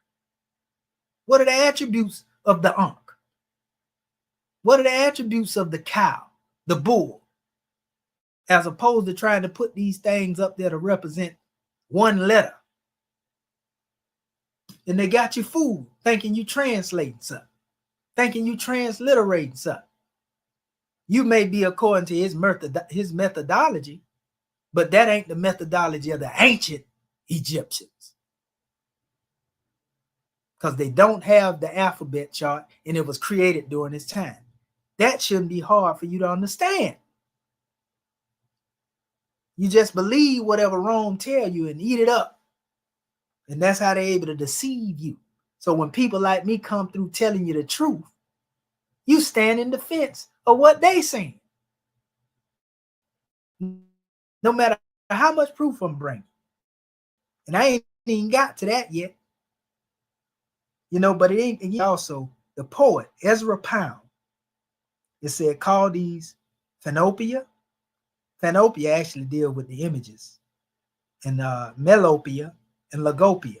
Melopia deals with, harmony, as like musical harmony, and Logopia deals with the logic or the reasoning, and again, that's image, sound, and the narrative is what they're saying. It says the essential ingredients of poetry, basically. It takes intuitive leaps to make a full sense of one single hieroglyphic word. So they're trying to tell you, that a symbol represents a letter, but the letter is actually referred to in word form. The hawk is Heru. What is the nature of Heru? What is the mythology behind Heru? See, you got to be able to demonstrate all that to really comprehend, how to read these things from a metaphysical standpoint, to contemplate upon them just like, it tell you in our Moorish Holy Quran. Much less a sentence written. Listen, it takes intuitive leaps to make sense of a single hieroglyphic word, much less a sentence written in hieroglyphs. Hieroglyphs are an inherently poetic language, as well as a magical language, which creates a spell in those who understand it. The high priest who knew the ancient text and copied the words of transforming the death into life inside the corridors of Egyptian tombs and papyrus scrolls also knew that hieroglyphs were oracular. They interpreted dreams and oracles in the same way that they used the language inside the scrolls. What does it mean that thoughts are things? Here's the question scrolling across the screen. Thoughts are the DNA of the universe, containing the code that gives form to our physical life experience. Without sensation or substance, we could not grasp any thought form. Yet symbols are much more complicated. The Lascaux cave paintings of cattle, for example, contain complex series of dots that were discovered to contain star patterns of the constellations representing Taurus and the Pleiades. There you go, that scimitar. More than simply meaning I am hunting a spotted ox. The paintings contain an embedded information about the time of the year and the herds were likely to travel along a particular path. Art affords more than quaint cracker barrel decor. It offers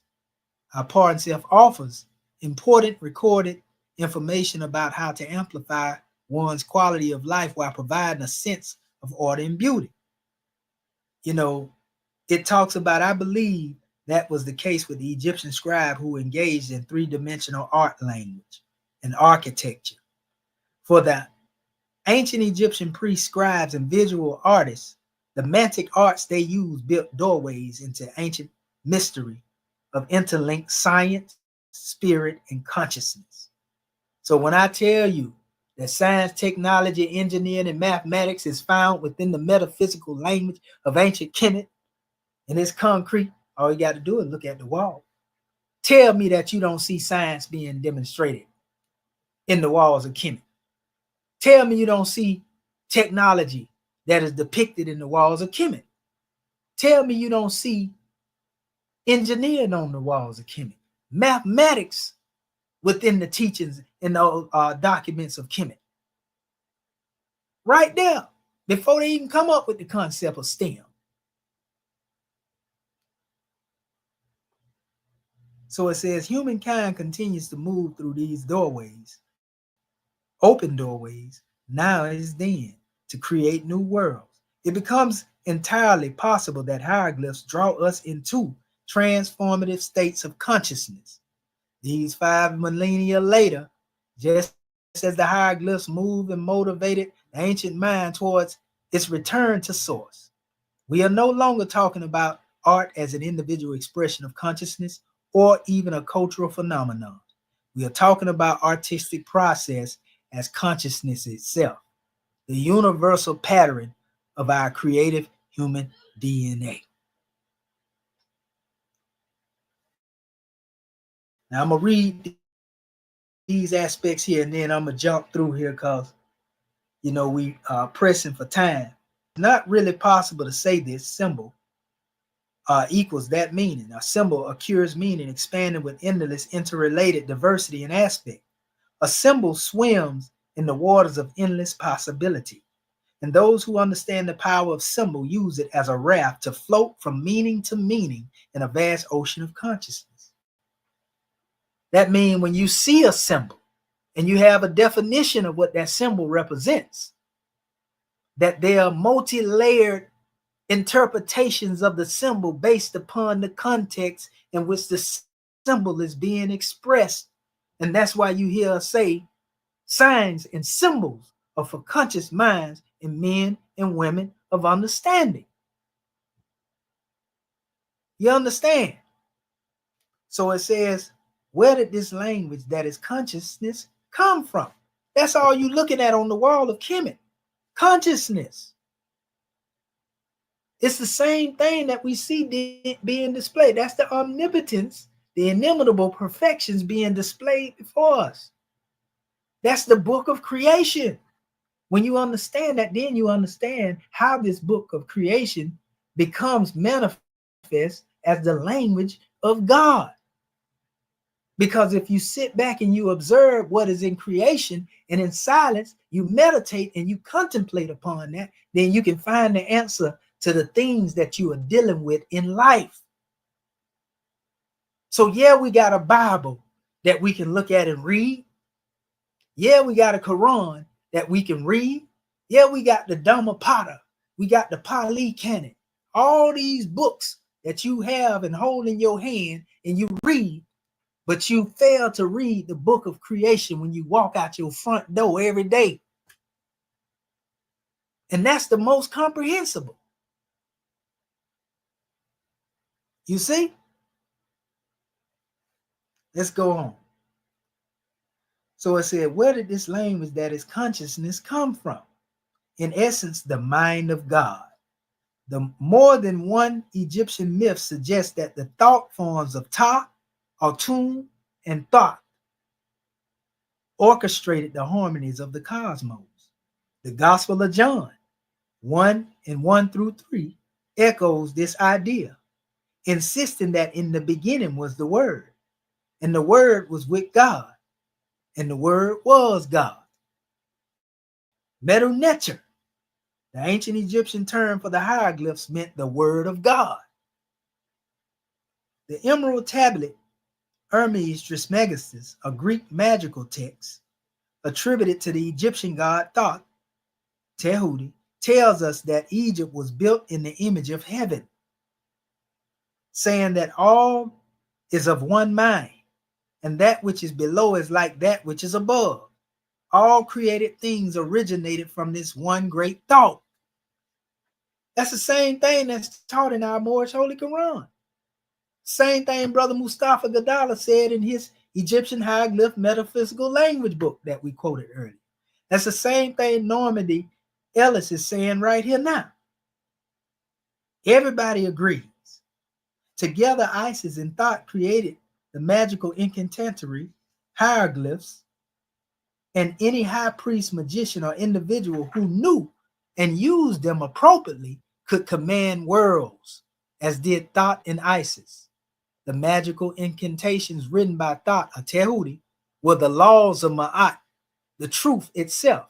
42 of the most exquisite, powerful hymns in the chapters in the Book of the Dead were originally written by Thought with his fingers.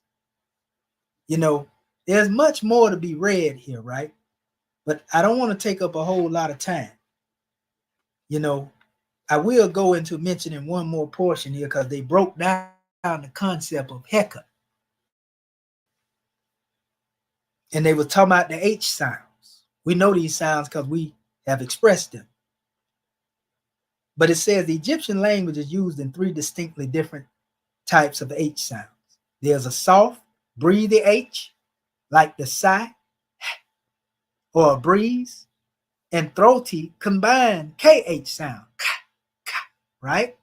That is more frequently used in the Middle Eastern languages in Hebrew. Then there's a hard, raspy, explosive H, ha, as if you put your hand over a lit candle flame and said hot, right?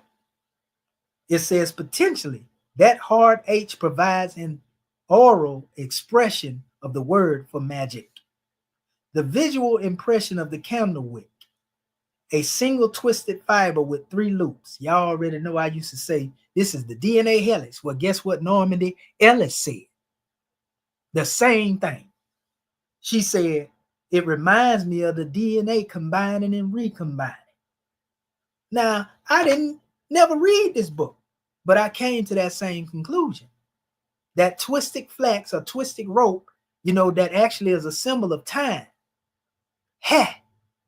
You know, is what they call it, time. Connecting itself to Zep Tepe and all of that. It has 2 of them on each side, you know, as if they are, you know, like pillars. And in the center, they have a circle, you know, with a dot in the middle. That's the symbol of time. Ha! I'm going to show it to you in a minute. You see? So the symbol, as she goes into breaking down, she said, reminds her of the DNA and is the magic of creation. Certainly, it demonstrates separation and reunion. And again, separation and reunion in fluid motion, which is a visual reminder of the natural laws of opposition and attraction, of unity. Many metaphysical concepts are projected by this one image. For a novice, somebody outside looking in, they can only see physically. Simply learning the power of these natural laws might seem magical. The image also reminds me of the 4 planes of existence, the upper loop being the spiritual resting on top of the mental plane, and the mental plane above the astral plane. And finally, the 2 ends of the string like 2 legs standing on the earth in the physical plane. I'm going to show you the image in a minute. You know, but so in this particular work, not to read the whole book, because man, it's, you know, all 300 pages in here. I give you some of the context that's being used here. You know, it says hieroglyphic language works on multiple levels. It does come from the real world of Sema, but it is not imaginative in the way that common social critics speak of inventive imagery. It says Medu, which is the word, is the language that is a precursor to Heka. And Heka, in essence, is a magical formula defined by the Egyptian metaphysicians as the proper words in the proper sequence with the proper intonation and the proper intent. Through it, one could create worlds. Heka is the magic that is calibrated from Medu Netta. Isis embodied that power of the sorceress and was called speaker of spells. That was the speaker of spells in a good way, not witchcraft, but in a good way, for healing, for protection, resurrection, for stopping time, and so on. You know, we say we have the power to stop our enemies from thinking. Psychic self-defense. That's Heka. The person who writes with the hieroglyphs understands them as God consciousness, works as a technician of the sacred. Rituals, dreams, incantations, and shamanic visions demonstrate the power of poetry and symbol. All of these ways and many others provide unique opportunities to work with the hieroglyphic words of power as a metaphysical tool. How much more you get out of the glyphs depends on how much you meditate with them and work with them. The ancient pre-scribes became adepts in part because they worked with the energies on a daily basis. Now, let me go through these various different measures here. You know, they went into showing that you have to familiarize yourself with hieroglyphics in meditation. You know, and there's another measure I want to touch on here too. They talked about the concept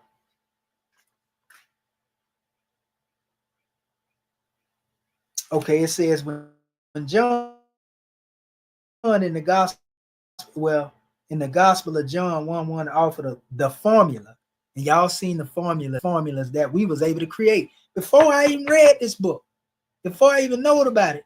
We have worked with these anaglyphic formulas and found the true meaning of words and also, you know, the powers that they hold. We proven this to you. But anyway, it says offered the formula that we call the Word of God. The author alluded to a metaphysical understanding of how reality had manifested. God has spoken it into being. That speech was a language vibration of the light and sound. So language vibration of light and sound is different from language created by Champollion. It spoke to us in being becoming a part of our spiritual DNA. We have a similar capacity to co-create with the divine. That's if your will is linked up with the deity will. See, when your will is aligned with the will of nature, the supreme being, then everything that you seek to manifest will come to pass. But if your will is not in harmony with Ma'at and truth and right, you will never manifest as a result of that in which you speak. Everything you say will come back null and void. But I must tell you, anything that I put out there, when I call it what we say prayer or meditation, it always manifests in my life. Everything that I ask for, the great God, the universe has given to me. And they'll give it to you too. But you have to have the right intent. You have to have, you know, deific passion, you know, when you demonstrate these things. You can't be going out there willy-nilly, asking when you're unsure, because you send mixed signals to the universe. It says, so not only does attention to the symbol of the hieroglyph matter, but intention becomes a primary part of manifesting through language.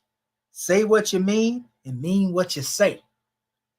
It is best if we can work with attention and intention as we approach an understanding of consciousness. A magician is a living model of both, and if you can consciously attend to your intentions, you are a classic alchemical metaphysician, pardon self. By attending and intending, you can alter realities, and you can alter other people's perception of their reality. Doing that, you can create real change through magical means. Alchemy, of course, is an Arabic word that describes where this magical dictum comes from. This turning of lead or base metals into gold. This transforming consciousness. It is alchemy. AL-KHEMY.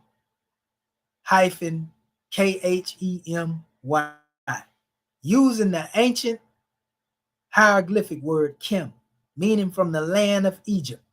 The term black arts has been applied to the idea of alchemy, not because alchemy is bad, but because alchemy derives from Egypt, the Black Land, rich in fertile black soil caused by the flooding of the Nile. Hieroglyphs incised in stone create permanent record, not simply historical record. They bring consciousness into poetic, symbolic, physical form in order that the thought might be repeated and intoned over and over, so that thought would alter physical reality. The law of environment, one of the lesser known but equally powerful natural laws, means that whatever appears in our environment becomes a focus of our attention and describes who we are. In addition, what we need to evoke will appear in the surroundings around us. So when they use the term black arts, don't confuse that with black magic. They're talking about the arts that originated in the land of black soil. You see what I'm saying? But that don't make you no black man. How people get crazy. So it says, familiarize yourself with hieroglyphs in meditation. You know, people are given things to meditate upon. Meditate upon particular glyphs. You know, meditate upon the deities. They also speak of using, you know, the hieroglyphs as an oracle. You know, they talk about, she talks about invoking the hieroglyphs when you dream. You know, putting some of them under your pillow. Not Prophet Noble Drew Ali talked about remembering certain things. You know, you can do it through that method. You see, but you can put images under your pillow, and if you meditate on it enough, you will see it in the astral realm. There's science in relation to dealing with this. Also, she speaks on engaging in the ritual work with hieroglyphs.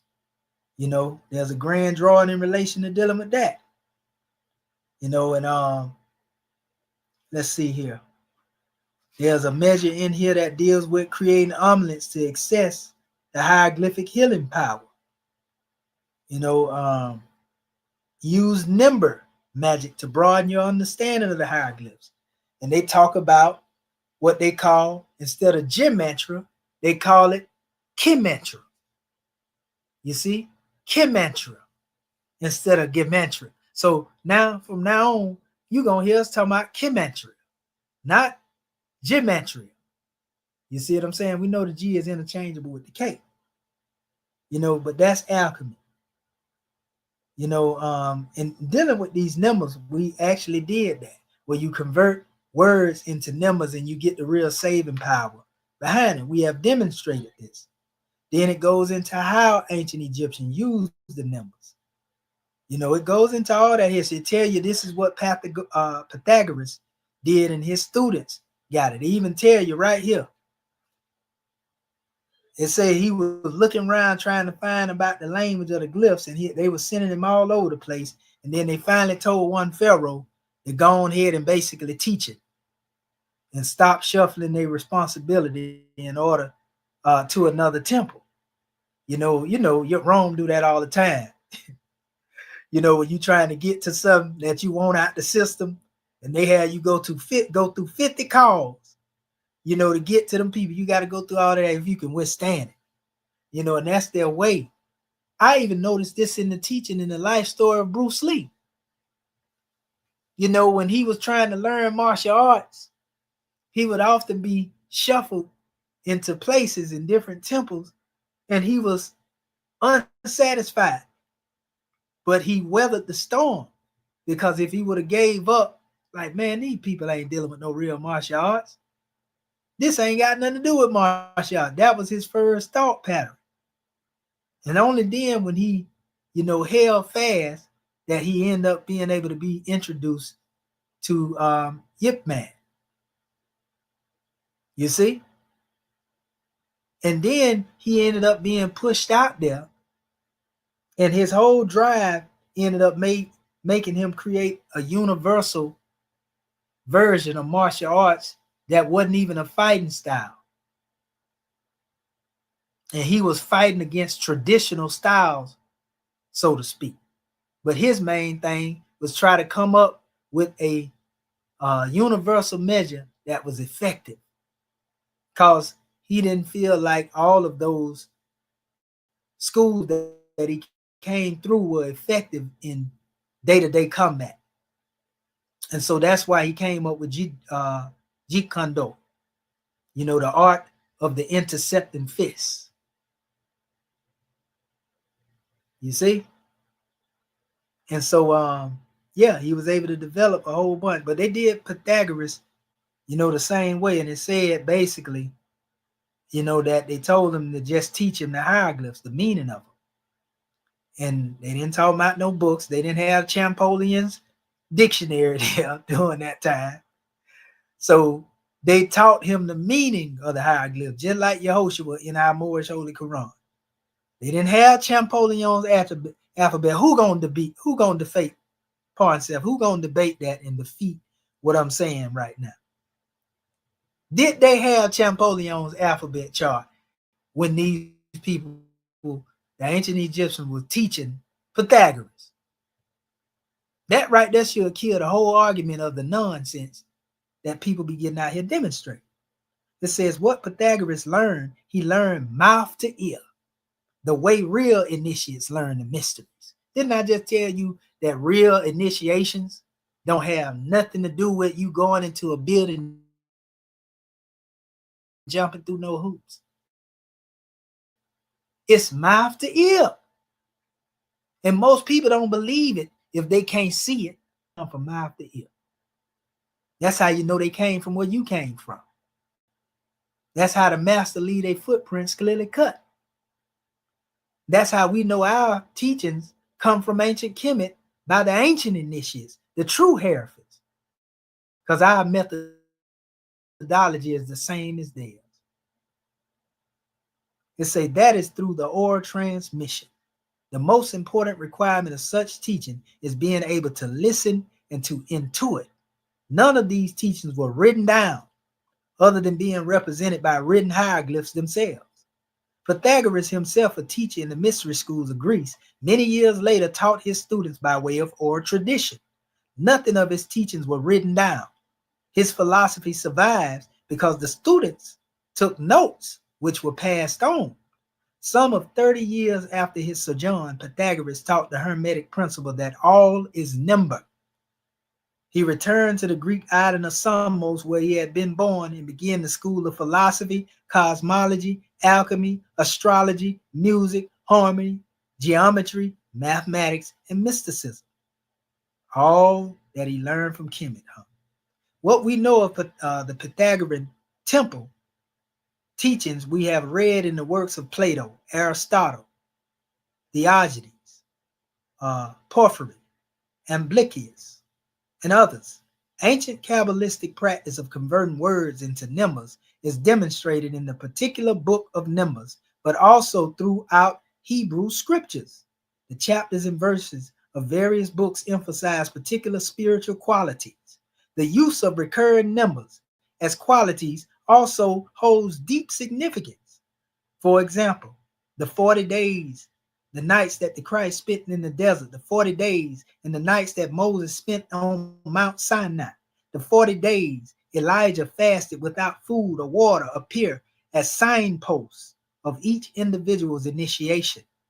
The number 40 becomes a numerical symbol of trial and testing. 40 refers to the manifestation of the enigmatic God principle, 0. And it enacts foundation and formation, 4 of matter of life experience. Gematria was called, as it was called, may actually be Kematria, Khem-matria, the matter of numbers that Jewish scholars learned from the Egyptians. The word gematria itself indicates that the origins of this mystical tradition came from Kemet, meaning the land of Egypt. Geometry and gematria are linked. Architecture and number, as demonstrated in the Egyptian temple structure, creates spiritual resonance through the use of proportion. Although gematria has been attributed to the Assyrian, Babylonian, and Greek empires, most likely the study came from those Jews who lived in Egypt prior to the Great Diaspora. Primarily, this means Moses, the reputed author of the Pentateuch, was raised a son of the Pharaoh and trained in the temple, was an Egyptian initiate of the mysteries. When they left Egypt, the Jews and Moses took with them the temple wisdom of gematria and geometry. In the same way, later Greek philosophers carried the Hermetic knowledge out of Egypt and copied it down in their history books. One of the things that became apparent to me while working with the hieroglyphs is that each word has a power, an aspect in its own, which can be qualified by a number and placed in conjunction with the glyph. Those numbers can be acquired and applied in different ways. For example, if you are given a card reading to a person whose birthday, you know you can add the month and the day together and find their birth path, and then read the hieroglyph description with the birth path number, a number usually between 1 and 9. How the ancient Egyptians used numbers. Man, I was talking about this. Let's look briefly at how the Egyptians used numerology. First, there was no zero per se. There was an Ouroboros named Mehan, a great serpent coiled into a circle. We talked about this recently, Morris Ken, which had swallowed its tail. Basically, Mehan was the god force depicted as the beginning and the end, the Alpha and Omega of the Egyptian pantheon. This is dealing with the Ennead, 1 through 9. It may be connected to the ideal of creation and Nefer, which means beautiful, looks like an upside down phallus or a cross surmounting a circle.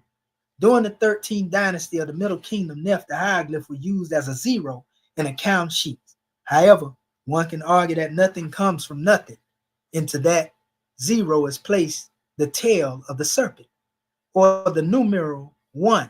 The Neph works as a placeholder, an indication of the next level to the number. In numerology, the number 10 is counted as 1 plus 0 equals 1. So we are back to the original number 1. And then she go through the breakdown 1 through 9, of the Kemetic numerology.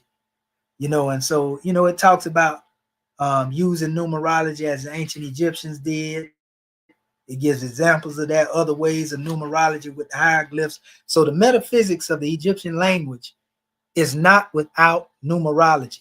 And like I said, I have created measures. Y'all seen the ones that I brought forth dealing with the God code. This is all before I came into this information. So that's why I say I read, not just to be informed, but I read for confirmation. And this is confirmation right here, family. Then it goes into the hieroglyphic words of power. Now, what I'm going to do right now, I'm going to go into these words of power. I actually have pictures on it. Like I said, I'm trying to do this quickly, but, I want to make sure our people get this. So in our next session, the homework that people, will bring forth, our scribes, they're going to go into a lot of this. So let me go here first before I even go into, the words of power, the pictures that I have anyway. And I ain't going to go into this whole thing. Like I say, I'm going to give you I'm going to do a presentation on this. I finally put everything in order. Now, one thing, you all can see this, right?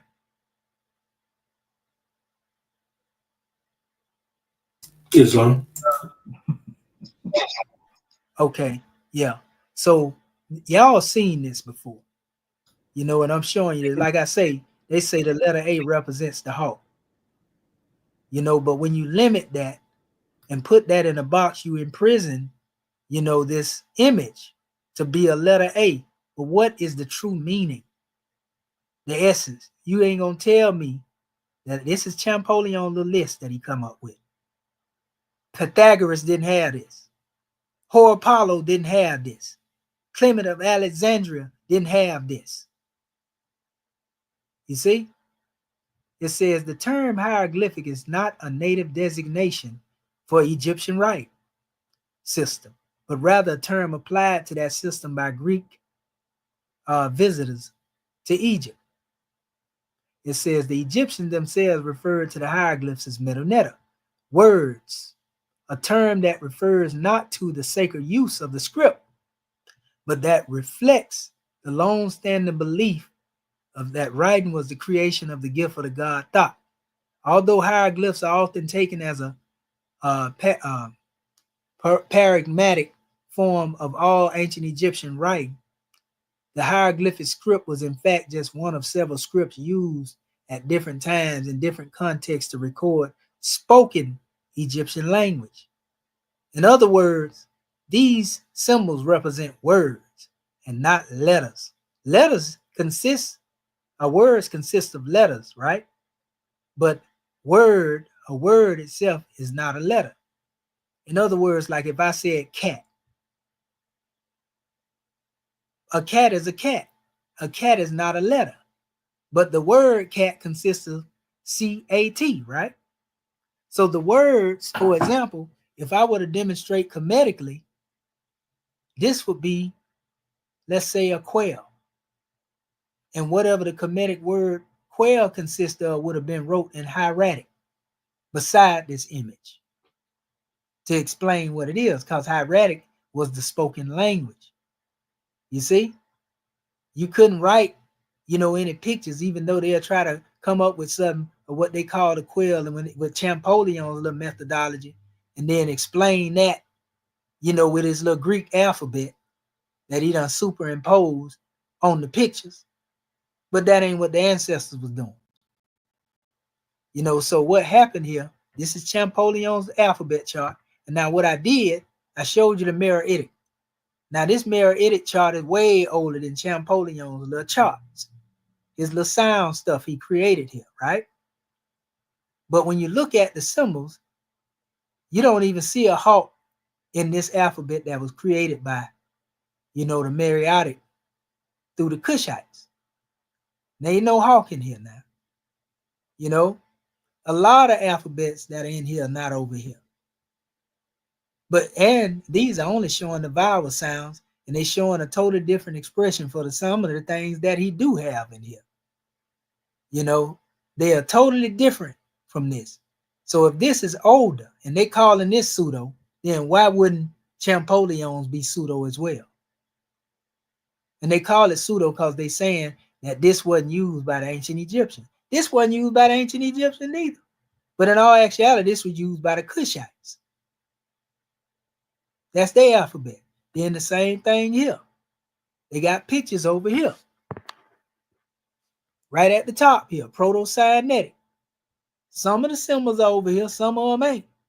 But the symbols over here have a totally different meaning than these symbols over here. And these are older than Champollion's alphabet as well.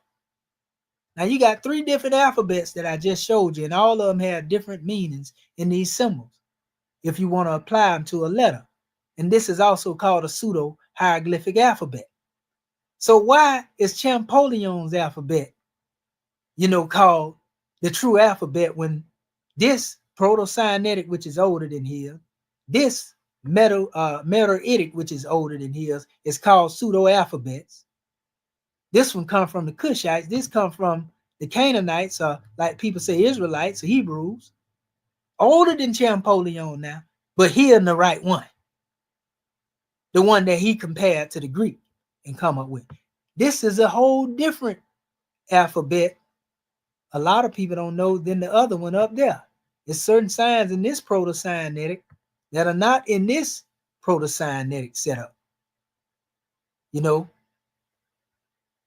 And again, they don't correspond with Champollion's neither. The A ain't the same as the A, the B ain't the same as the B, but they all have some of the same symbols in here that correspond, but they different letters. So you see how confused they are? I done showed you 4 different alphabet charts, all of them using pictorials compared by letters. 3 of them older than Champollion's, but all of them different. Here's another. This one is totally different. This is Hebrew alphabet in pictorials. This is one that they have out there too. And it's not the same as this Hebrew alphabet. So this goes to show you had people out here, that created these alphabets. And again, this was an alphabet that is again called, pseudo. They calling it pseudo hieroglyphs. So how are these alphabets that are older than Champollion considered pseudo and his is not considered pseudo. It is pseudo, by the way. You know, so now what I had here, like I said, I ain't gonna go over all this. You know, like I said, this is a presentation. This is some source material here. And they make reference to the people in here. So I ain't gonna get into all of that right now. But these are also definitions, because I wanted our people to understand some of the words that are being used in the context of this information. This supports everything that I say about, you know, the Egyptian hieroglyphs, Medu as they call it in Kemetic, how they are a metaphysical language, a symbolic language. Now, this is coming from a breakdown of somebody who did research on the rock art of ancient Kemet. People like to say that the rock art was the precursor to hieroglyphs, but that rock art was not an alphabet. And it tell you, any Egyptologist tell you that rock art, pictures on the rocks, are not to be claimed as alphabets, nor none of that stuff that they found in Zero Dynasty that's carved on certain things in pictorial form. Those are not to be read as hieroglyphs, especially with Champollion methodology. You should look for the metaphysic meaning. But it says, what does enigmatic mean? We know the root of it is enigma. The adjective enigmatic can be used to describe someone or something that is puzzling or mysterious. Enigmatic means resembling an enigma, someone or something that's puzzling, mysterious, or difficult to make sense of. The word enigma can also mean a riddle, but is more often used to refer to something that is so perplexing that it seems like a riddle and perhaps was intended to seem like one. As in that book, it's completely enigmatic. I have no idea what it's originally about. That's what most people thought about the hieroglyphs. If you can call a person enigmatic, you mean that they are hard to figure out. The reasons behind what they say and do are not easily understood. Some people try to be enigmatic to be mysterious. Example, I have known him for years, but he is completely enigmatic. I have no idea what his interests are or what he's really like. You know, so I lay that foundation because they use this word enigma and enigmatic in relation to dealing with, you know, the earlier texts. Now, this is what we get into it, and they got connection to the sources. I have the whole PDF. These are just excerpts, you know, that I pulled out of it to stress my points. But it's way more than what I have in this slideshow. It says, enigmatic text from Deir el-Medina on the transmission and decipherment of cryptographic compositions in the community of workmen, because those are the earliest forms of pictorial expressions in ancient Kemet. You know, the community of the workmen. Deir el-Medina. I'm going to show you something about this here real quick. This is a real place. So they are telling you what was found there. Hold on, let me see, yeah, there we go. So let me Control-C that real quick. Now I'm going to go over here, and I'm going to take you to Deir el-Medina.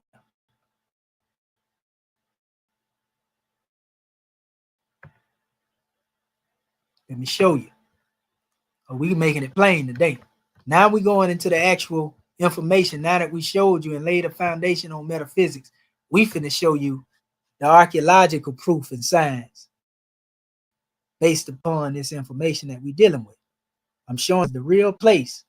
This is the Egyptian village in the Valley of the Kings.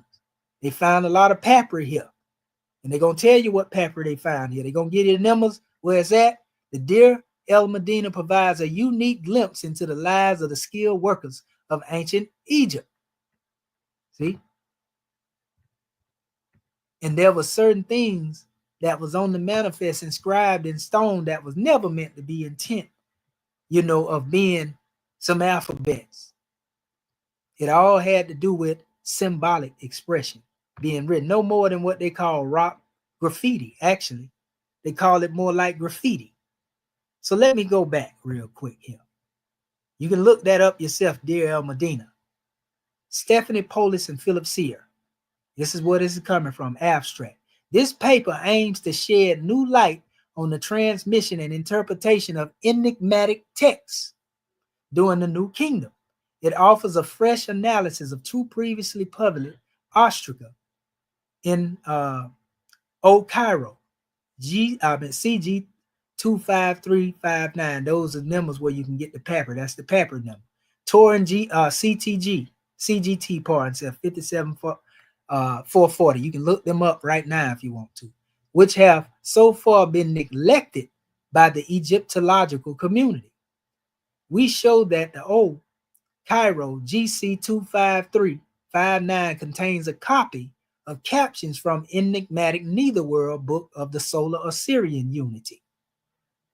It says the only other attestation of which is found on the second shrine of Tutankhamun. And we demonstrate that the hieratic funerary composition on the versio of the Torah ostracum is in fact a clear text version of the enigmatic text written in cursive hieroglyphs on the recticle. And for those who don't know what cursive hieroglyphs is, a lot of times they use the term hieratic to refer to them, but they are not true hieratic per se. Hieratic is separately from them. The cursive hieroglyphs are basically hieroglyphs written, in a seemingly, like I want to put it in a hieratic form, but it's not true hieratic. Based on material philological clues, we argue that the hieratic text is a decipherment of the enigmatic text. It says, finally, we suggest that this composition may have been Harper's song originally inscribed in the tomb of the chapel of the scribe of Amenaki. So they say cryptography, enigmatic writing, transmission, transcoding, hieratic Deir el Medina, Amenaki, right? Acrophony, acrophony, some people would say. The application of the evolution of an alphabet of a pictorial symbol or hieroglyph for the name of an object to the initial sound alone of that name. The naming of a letter by a word whose initial sound is the same as that which the letter represents. All they're talking about is, for example, when you see this as a representation, as they would try to call an A, and then they try to bring it out into the form, of just say add. You see, like the B, Beth. That's the acrophony or acrophony, so to speak. So it says the enigmatic Netherworld books of the Solar Assyrian Unity, cryptographic compositions in tombs of Tutankhamun and Ramesses VI, and I want to say that's the 9th, if I ain't mistaken, right there. Or it might be the 10th. Darnell John Coleman, abstract. It says the ancient Egyptians at times employed a non-standard list of signs and phonetic values, and the resulting text may be termed cryptographic or enigmatic. Inscriptions based on these alternate sign lists attest already during the Old and Middle Kingdoms, proliferate during the New Kingdom by the Ptolemaic period. Many of the formerly enigmatic signs, meaning during the ancient Egyptian time, and values have become part of the standard hieroglyphic texts of the time. It says the exact principles behind Egyptian cryptography have remained obscure, and the debate of often vitriolic has centered around the normalized cryptography of the Greco-Roman temple inscriptions. See, that's modern cryptography under Champollion. It says, curiously, the earlier enigmatic texts, those which one might reasonably see as the progenitors of the later cryptography, hieroglyphic system, they talking about Ptolemaic, have not entered significantly into the discussion. The present work demonstrates that the principle of acrophony, it says acrophony, as understood by E. Droyton, played virtually no role in the derivation of cryptographic values in enigmatic texts of the New Kingdom. Some of the most lengthy enigmatic inscriptions of the New Kingdom occur in the royal tombs. The three most extensive occurrences of enigmatic writing appears on the second shrine of Tutankhamun, on the ceiling of the corridor G, in the tomb of Ramesses VI, in the enigmatic wall in the tomb of Ramesses. Again, I want to say the 9th or the 10th. I think it's the 10th though. They say this study is the first detailed examination It says of the text of Tutankhamun's shrine in the tomb of Ramesses and contains the first treatments. It says of Ramesses, the sixth corridor. It says G inscriptions. And the present investigation has found these three enigmatic texts to be related to common a template incorporating enigmatic texts, the Book of the Dead extracts, and a figure of giant unified Ray Osiris. So if you understand phonetic value, that don't mean alphabet, family. This is what phonetic value really refers to. It tells you, when you're dealing with phonetic values, it's more dealing with acoustics. The sound waves that are generated in the production of speech are complex in frequency and composition and varied markedly with time. The patterns of visible speech shows that there is almost a continuous change in the frequency, composition of speech as a function of time, the distribution of energy as a function of frequency, and the changes in this energy frequency distribution as a function of time in both basic factors in speech. We may regard the former, i.e. the distribution of energy, as a function of frequency as the form in acoustical speech patterns. So when you think phonetic value, don't be thinking about no alphabet. This is all dealing with vibration, people, as it relates to tonation. Some of the stuff that they were talking about in the latest book earlier. It says, along with signs and values commonly encountered in hieroglyphic texts, the Egyptians from Old Kingdom, it says, on through the Greco-Roman period and the end of the hieroglyphic tradition, made use of alternative signs, atypical values. It says, for more commonly used signs, as opposed to text and clarity. It says, those employing these variant signs, it says sign values are termed enigmatic or cryptographic. So yeah, they went into a whole bunch of stuff dealing with, this cryptographic expression. It says in this study, the terms cryptic and enigmatic are used interchangeably. Strictly speaking, the latter could be used with the nuance, tantalizing, meant to be studied and read, whereas cryptic would signify intentional concealment. So they're saying that, there was some intentional concealment in the writings of the enigmatic symbols that was created, and this intentional concealment was demonstrated basically by the high priest, which is why if they was intentionally concealed, then how would Champollion come up with a methodology and he had been taught by Egyptian priests? Answer that question. So yeah, they go into all this here talking about during the late antiquity, the number of those who commanded the hieroglyphic writing system dwindled, and those who dealt with hieroglyphs at all were increasingly in the higher echelons of the priesthood. It wasn't for the common masses. This is a scientific paper here now that I'm drawing from. The earlier cryptography became an acceptable and even indispensable part of the standard hieroglyphic system. And true cryptography became even more difficult. At no time, however, do the Egyptians appear to have considered hieroglyphic cryptography as something other than an extension of the normal hieroglyphic system, for they do not appear to have employed any separate term for cryptography. As Demotic, Egyptian, and Greek came to replace hieratic and non-religious hieroglyphic texts, the few who could yet deal with the hieroglyphs expanded cryptography. A text that was difficult for an acolyte would hardly confound or perhaps even interest the upper levels of the priesthood. In spite of the dwindling numbers of the hieroglyphic conversant scribes, cryptography survived until the end of the hieroglyphic Egyptian. And when they refer to hieroglyphic Egyptian, they're referring to that which existed prior to Champollion. You know what I mean? So yeah, they go into it. And then Ptolemy and them came up with their demonstration, which, yeah, it was cryptic in a different sense. They were definitely trying to hide some of what they was trying to conceal was the true alphabet. The examination of cryptography dates from the beginning of Egyptology. Many of the texts to which first decipherers turned their attention, including the celebrated Rosetta Stone itself, were written in Ptolemaic, the final stage of the Egyptian script, which grew directly from earlier forms of that script.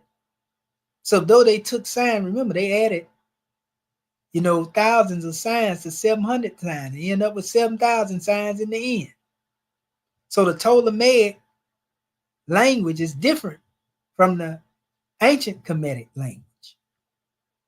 The special character, the ancient Kemetic is metaphysic, Ptolemaic is alphabetic, and it's really Greek alphabetics. The special character of Ptolemaic Egyptian was an increase in the number of signs in normal use, that went to 7,000, and in the potential phonetic values of individual signs over what prevailed earlier in the hieroglyphic system.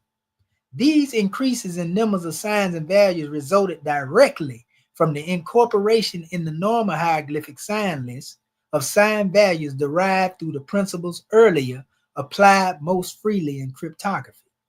For example, substitutions of one bird hieroglyph for another, earlier commonly only in cryptography, became an acceptable principle of normal hieroglyphic or orthography during the Ptolemaic period. So they only had one measure in ancient Kemet, but when you got the Ptolemy in, the period of what Champollion drawed from, all of this stuff right here, this Greek stuff that was put in here, this is where he came up with his little concoction in witchery. As Sarniman, it says, Sarniman, pardon self, Sarniman indicated the majority of Ptolemaic hieroglyphic texts were not intended to be cryptic, although they incorporated signs and values with earlier hieroglyphic Egyptian. Anytime they say hieroglyphic Egyptian, they talk about that which happened before the Ptolemies. It says occur only in enigmatic texts. Within a half century of Champollion's letter, M. Dacier, written in 1822, that's when he first put his little thesis out there with his alphabet. Pre-Ptolemaic enigmatic inscription came under Egyptological scrutiny, and several early studies dealt with enigmatic inscriptions in the New Kingdom royal tombs. So it says the study of 3 surviving versions of a little-known cryptic Netherworld book began as a study of all Egyptian cryptography from the late period. Such a study should demonstrate the origins of sign values in early enigmatic texts, and with an examination of late-period cryptography, allow one to characterize some principles as general to Egyptian cryptography and others perhaps as peculiar to Ptolemaic hieroglyphs. I keep telling you, there's a difference between Ptolemaic hieroglyphs and what is really known to us in the modern time as ancient Egyptian. Egyptian cryptography before the late period includes a few private secular texts and a number of examples, enigmatic, royal titular. If you don't know what that is, these are titles, somewhat like what we would call emeritus, a title that, one has even though they don't hold a station. Make you think about some people that would know, huh? De facto government, right? De facto. It says cryptography appears to have been more popular in religious sphere, but both private and royal. Bridging all of these categories are cryptographic motos of scarabs and seals. Many of the private religious cryptographs occur in 18th dynasty tombs of Dra Abu Inaga. That's another source. In the royal tombs of cryptography is scattered through the Netherworld books, such as the Book of the Amduat, the Book of Gates, the Book of Caverns, the Book of Creation of the Solar Disk. We talk about the Book of Gates because we found scimitar and star in the hands of the Neteru. We was talking about that in our Morse perspectives.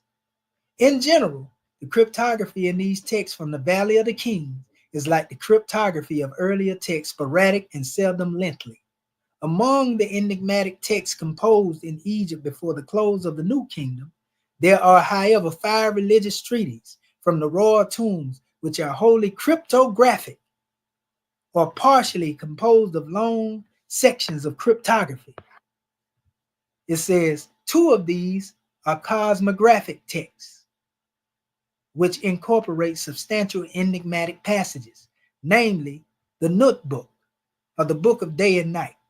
The remaining 3 texts from the subject of the present work, they are distinct both on the basis of their subject matter and the form of cryptography which they employ. And all 3 are versions of compositional template one may call the Book of the Solar Assyrian. So all of these books that a lot of people see, the Book of the Dead and Coming Forth by Night and Day, the Book of Nut, and so forth and so on, the Book of the Amduat, the Neither World. Some of these things that people have claimed to translate on the Ptolemaic, pseudoglyphs that come through your boy Champollion, these are actual books that are cryptographic texts. And you know what cryptography is. You know what enigma is. We done pointed all this out. So like I say, I ain't going through this whole thing because this is really a presentation, and it's going to be presented in due time. But I'm going to go to this other source. And entering in this source, this is what they quote. I got a whole PDF that these excerpts come out of. I ain't giving it right now, because like I say, I don't want nobody going in there trying to remix nothing. It says the thematic cryptography, and they use the same word in this text that they used in that original paper that I was just reading from. In fact, I did want to read this part from that other paper. It says ancient Egyptian cryptography of the New Kingdom, early Egyptian cryptography divides into 3 basic systems. This is very important. The normal cryptography, the normal appearance of a sign is altered, e.g. by choosing an uncommon sign which represents the same object as a more normal sign. The mouth viewed from the side substitutes for the mouth seen from the front. The potential phonetic values of a known sign are expanded. Normal signs acquired abnormal values, and new signs are created often with logographic values. The rebus is used. And y'all already know about that rebus principle stuff. The cryptic orthography of the word does not always correspond to that of the word. In normal script, determinatives are uncommon, and ideograms abound. The normal reading order of signs may be altered for effect. Perturbation. It says, number 2, ornamental cryptography. The decorative aspect of hieroglyphic inscriptions could be explained raw epitheta. It says, and the loads of gods being written as phrases of divinities and geniuses carrying various objects. Here words literally march across the stones before the reader. So these expressions represent people, places, and things. These things are represented as words, not letters. You see? So the words represent the objects that you see. These are the thoughts made manifest. Thematic cryptology, cryptography, pardon self. The figures and objects of cryptic inscription may at times appear to relate to one another. In the scene, a text with 2, perhaps different levels of meaning, one pictorial, one textual, such double integery, it say can also occur within the first or second types of cryptography. Enigmatic orthographies may at times allow for 2 readings of a word. That's the many definitions of one word when viewed as a cryptogram. Another when seen as normal script. It says when an ideograph is involved, such an orthography may cross into the thematic cryptography. So anyway, going into our other portion of the text, we're getting ready to open up for our scribes in a second. It says thematic cryptography functions much as Howard Paulin believed all hieroglyphic texts had functioned. Thus, most interpretations of thematic cryptography must remain speculative. However, and dangerously close to the work of Kircher and other early work would be deciphers of the Egyptian hieroglyphic texts. So we know Howard Paulin believed that all hieroglyphic texts function as symbolic, enigmatic in its essence. So that's what that thematic cryptography, consists of. It says, hence, And this is the person I told you came up during the time of Champollion that was on his head. These are his words. He said, hence, when Mr. Champollion speaks, he often does in presses of his alphabet of Egyptian phonetic characters. He appears to use an old and well-established term in the sense, which is very incorrect and calculated to mislead either as to the essential property of an alphabet or as to the true nature of the phonetic writing of the ancient Egyptians. Because the phonetic writing of the ancient Egyptian is hieratic, not pictures, for he holds the amount of those characters to be very indefinite, so that several necessarily have the same powers, which he on account calls homophones. And for one power he reckons as many 25 of those homophones, which number should be still further increased, if the French were right as to the Egyptian writing being, for the most part, phonetic. So he asking the question, why can't you find these phonetics in the ancient Egyptian writing?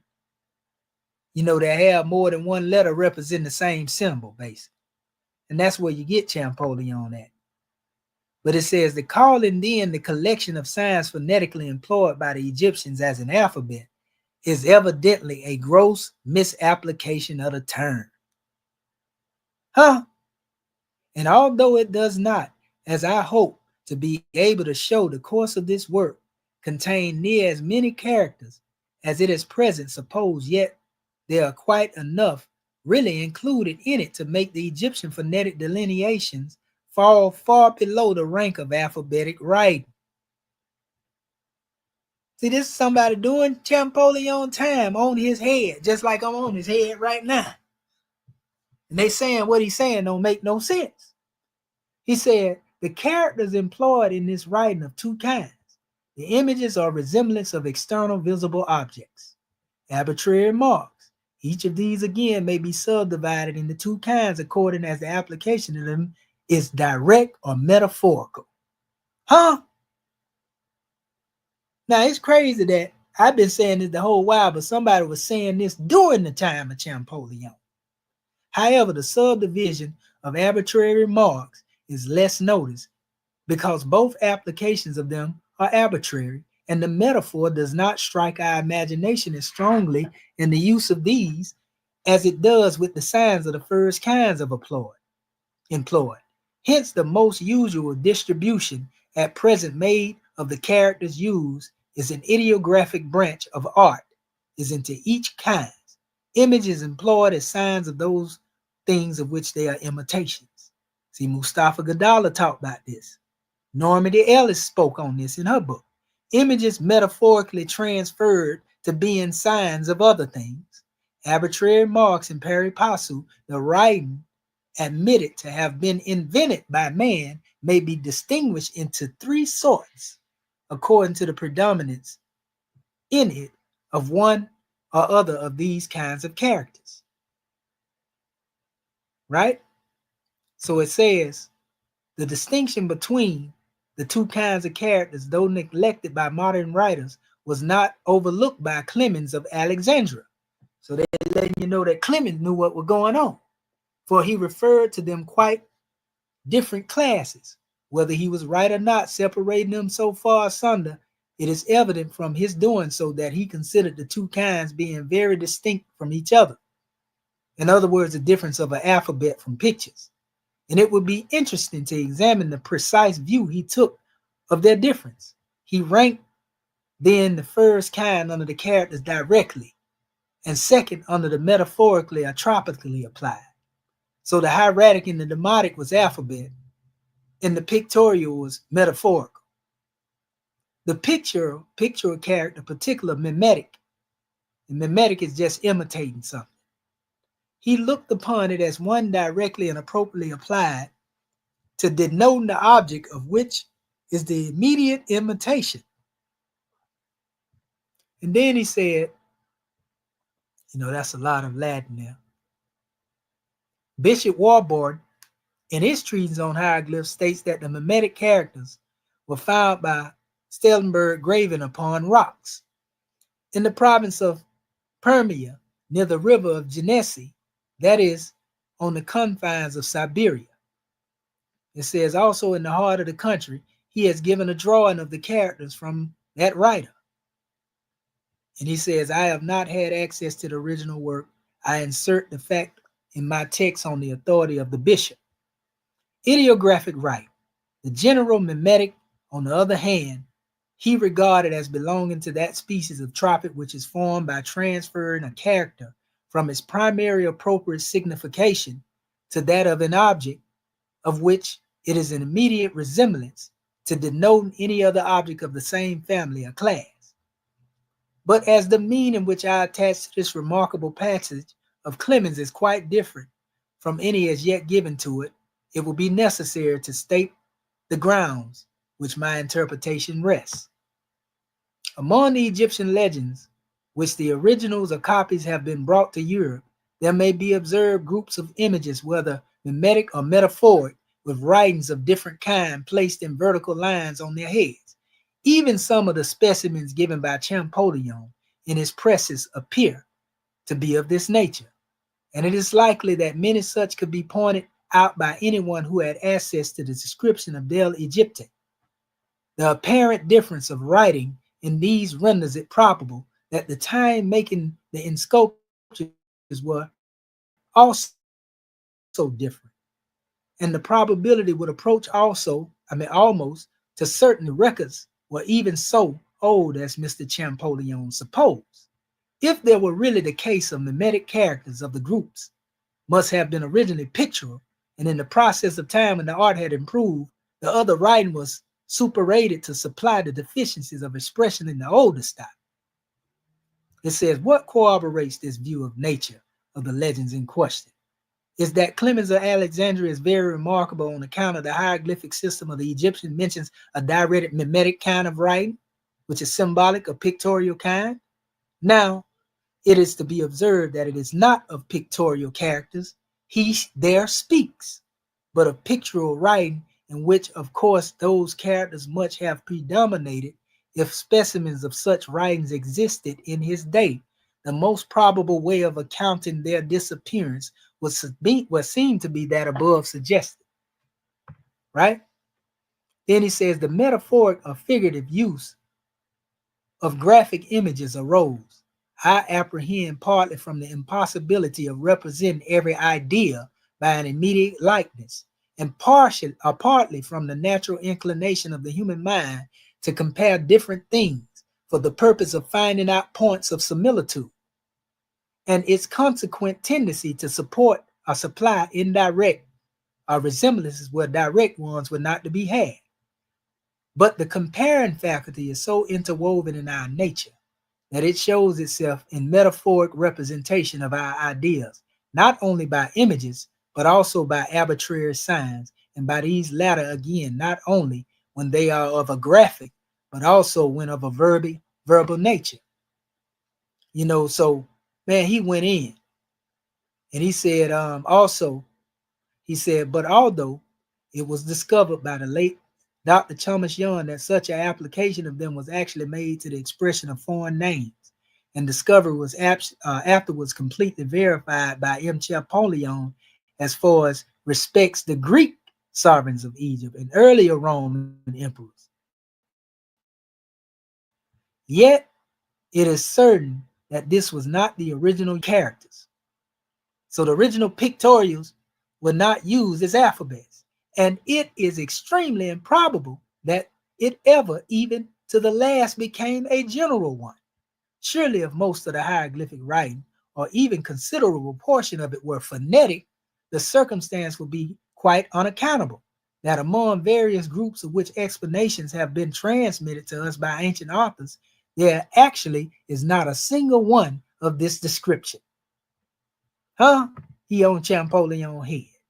He said the Egyptians, however, we are informed by Clemens Alexandrinus, and his information is both explained and confirmed by recent discoveries, employed two kinds of ideographic writing, which characters were of more arbitrary nature: the hieratic or sacerdotal, which was a running hand imitation on papyrus of the hieroglyphs, and the anchorial common writing of the country, which was still more loose imitation of the hieratic. So what was referred to as a running hand, that they like to say the hieratic ain't nothing but, the hieroglyphics in a faster way of writing. No, I ain't gonna say ignoramus. I started to say that. But no, people, that is what we call cursive hieroglyphs. We just told you the difference between that, and it's a loose imitation of hieratic. It looked like hieratic, but it ain't hieratic. I'm talking about them cursive hieroglyphs. That's really nothing more than, a different expression of what they call hieroglyphs. It says, indeed, these last characters are so very arbitrary, they look to me like letters and figures. It says that had been originally, though not immediately derived from graphic images of objects in real existence, and the Egyptians in their formation proceeded in arbitrary simplification of shape beyond the bounds that were capable with distinctness. For as they frequently in this writing denoted by a single dash or line, ideas that were in the hieroglyphs represented by distinct images. The consequence was that the same line corresponded to different hieroglyphic characters, and it thence became necessary to add the anchorial marks to some supplementary ones to prevent their meaning being misunderstood.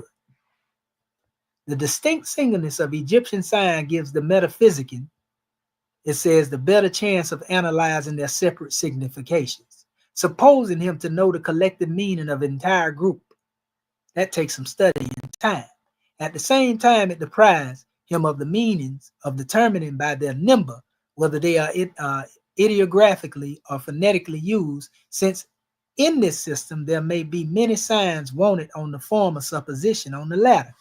So them little alphabets he created 25. What about the other 7,000? How you gonna choose which one you want to choose? So far, I apprehend the case has been sufficiently argued to disprove the invention of any alphabet through the medium of hieroglyphs. Ain't I been saying this to the people? Now, this was somebody said this to Champollion, and I didn't even find it. It's just like me running into our brother Walter Williams. I'm coming across this stuff after I done did my own research. But I've been making this argument. Y'all seen me out here talking about. I just found this. But he's saying the same thing that I've been saying the whole while. But Commission made this up. So far, I apprehend the case has sufficiently argued to disprove the invention of any alphabet through the medium of hieroglyphs. For here we are, stopped in the very first step of the process, namely, in which that should be made from ideographic to phonetic sign. He's saying it's over with. I done already shot you down, Champollion. So now he goes into, he said, now those who are educated among the Egyptians learn, first of all, the method of Egyptian writing called epistolography. This is what Clemens taught. This is what the bishop taught. Secondly, hieratic, or sacerdotal method, sacred scribes employ. And I say, lastly, the final complete kind, the hieroglyphic. So all of these are actual alphabetical writings. And the hieroglyphic of which indeed are of two sorts. One, Kyrillogic, by means of the first elements of words. That is plainly and directly expressive of words. I keep telling you they're words and not letters. By means of hieroglyphs employed as letters, and the other symbolic in modern languages, these two sorts will be called phonetic ideographic species of the hieroglyphic method of writing. It says, of the symbolic kind, again, there are three sources, and he goes into breaking them down. Plainly and directive expression of ideas, means of imitation, other words, characters, sort of pictorial, being employed to denote directly the particular objects of which they are immediate imitations. It's talking about the enigmatic expressions, expressing something different from the secret meanings, and it's going into the metaphors and all of that stuff that we done already read over. I ain't going over that again. It talks up here about the enigmatic third species of symbolic right. We're going to get into all of this right here, especially if somebody ever want to try to come up here talking about debating, because this is actually a source. This source material right here. This is from the time of Champollion, somebody beating him up. He said, now if I must here beg leave to observe that if the second opinion was rightly rejected because it was not to be expected that the Egyptians could have known anything about the early history of the Greek alphabet, something that I've been saying for the whole while, because the Greek alphabet existed after the ancient Egyptians, which is the same reason Champollion's alphabet came during our time, which was after the ancient Egyptians. He's saying the Egyptians couldn't have known anything about no history or no Greeks, because the Greeks didn't exist, so as to be thereby directed in selection of their own phonetic signs. Similar reasoning will apply with infinitely greater force against the third hypothesis. For it is quite inconceivable that the Egyptians could have made so subtle a distinction as that between primitive and secondary simple articulate sounds, or between letters of primitive secondary power. That stuff didn't exist during their time. That Champollion, I admit that to us, most of the tropic hieroglyphs are as unintelligible as any enigmatic ones could be. Customs have long since ceased, and instruments have gone out of use, illusions to which were quite familiar to the Egyptians, but significations which were founded on those illusions are now irrevocably lost. Because the ancient Egyptians ain't the one doing it. I have been thus particular in exposing the fallacy of the notion that the hieroglyphs and the anaglyphs constituted quite a different kinds of writing. No, they are all anaglyphs. Because from this assumed difference, it is attempted to deduce the conclusion that the accounts of the Egyptian legends left to us by the ancients related to the text form anaglyphs and not a hieroglyphs. This is what Champollion tried to do when all of them are anaglyphs. But he wanted to say, when he seen that the ancient stuff couldn't be really compared to his stuff, okay, well, those are anaglyphs. And what I got is going on in hieroglyphs. No, they all anaglyphs. Stop lying. The great value of this position to a supporter of the phonetic theory now in vogue may be easily seen, because if it was once established, it would remove a fatal objection to his system, which is what I done did. For should he be asked, why, if the hieroglyphic writing being the main phonetic, have the ancients given it in the general character of being symbolic, i.e. ideographic? Huh? If they was alphabetic, then why did their ancestors produce it symbolic? That's what this dude asking Champollion during his time, this one of his peers. And how upon that supposition, it is to be accounted for, that every single specimen of it, which they have transmitted to us, is ideographic. He could evade the force by replying that the ancient accounts were not about hieroglyphs at all, but about anaglyphs. Accordingly, Mr. Champollion was particularly too anxious for himself to establish this point, and having remarked that scarcely any of the groups described by Horapollo are to be found in the hieroglyphic legends now extant,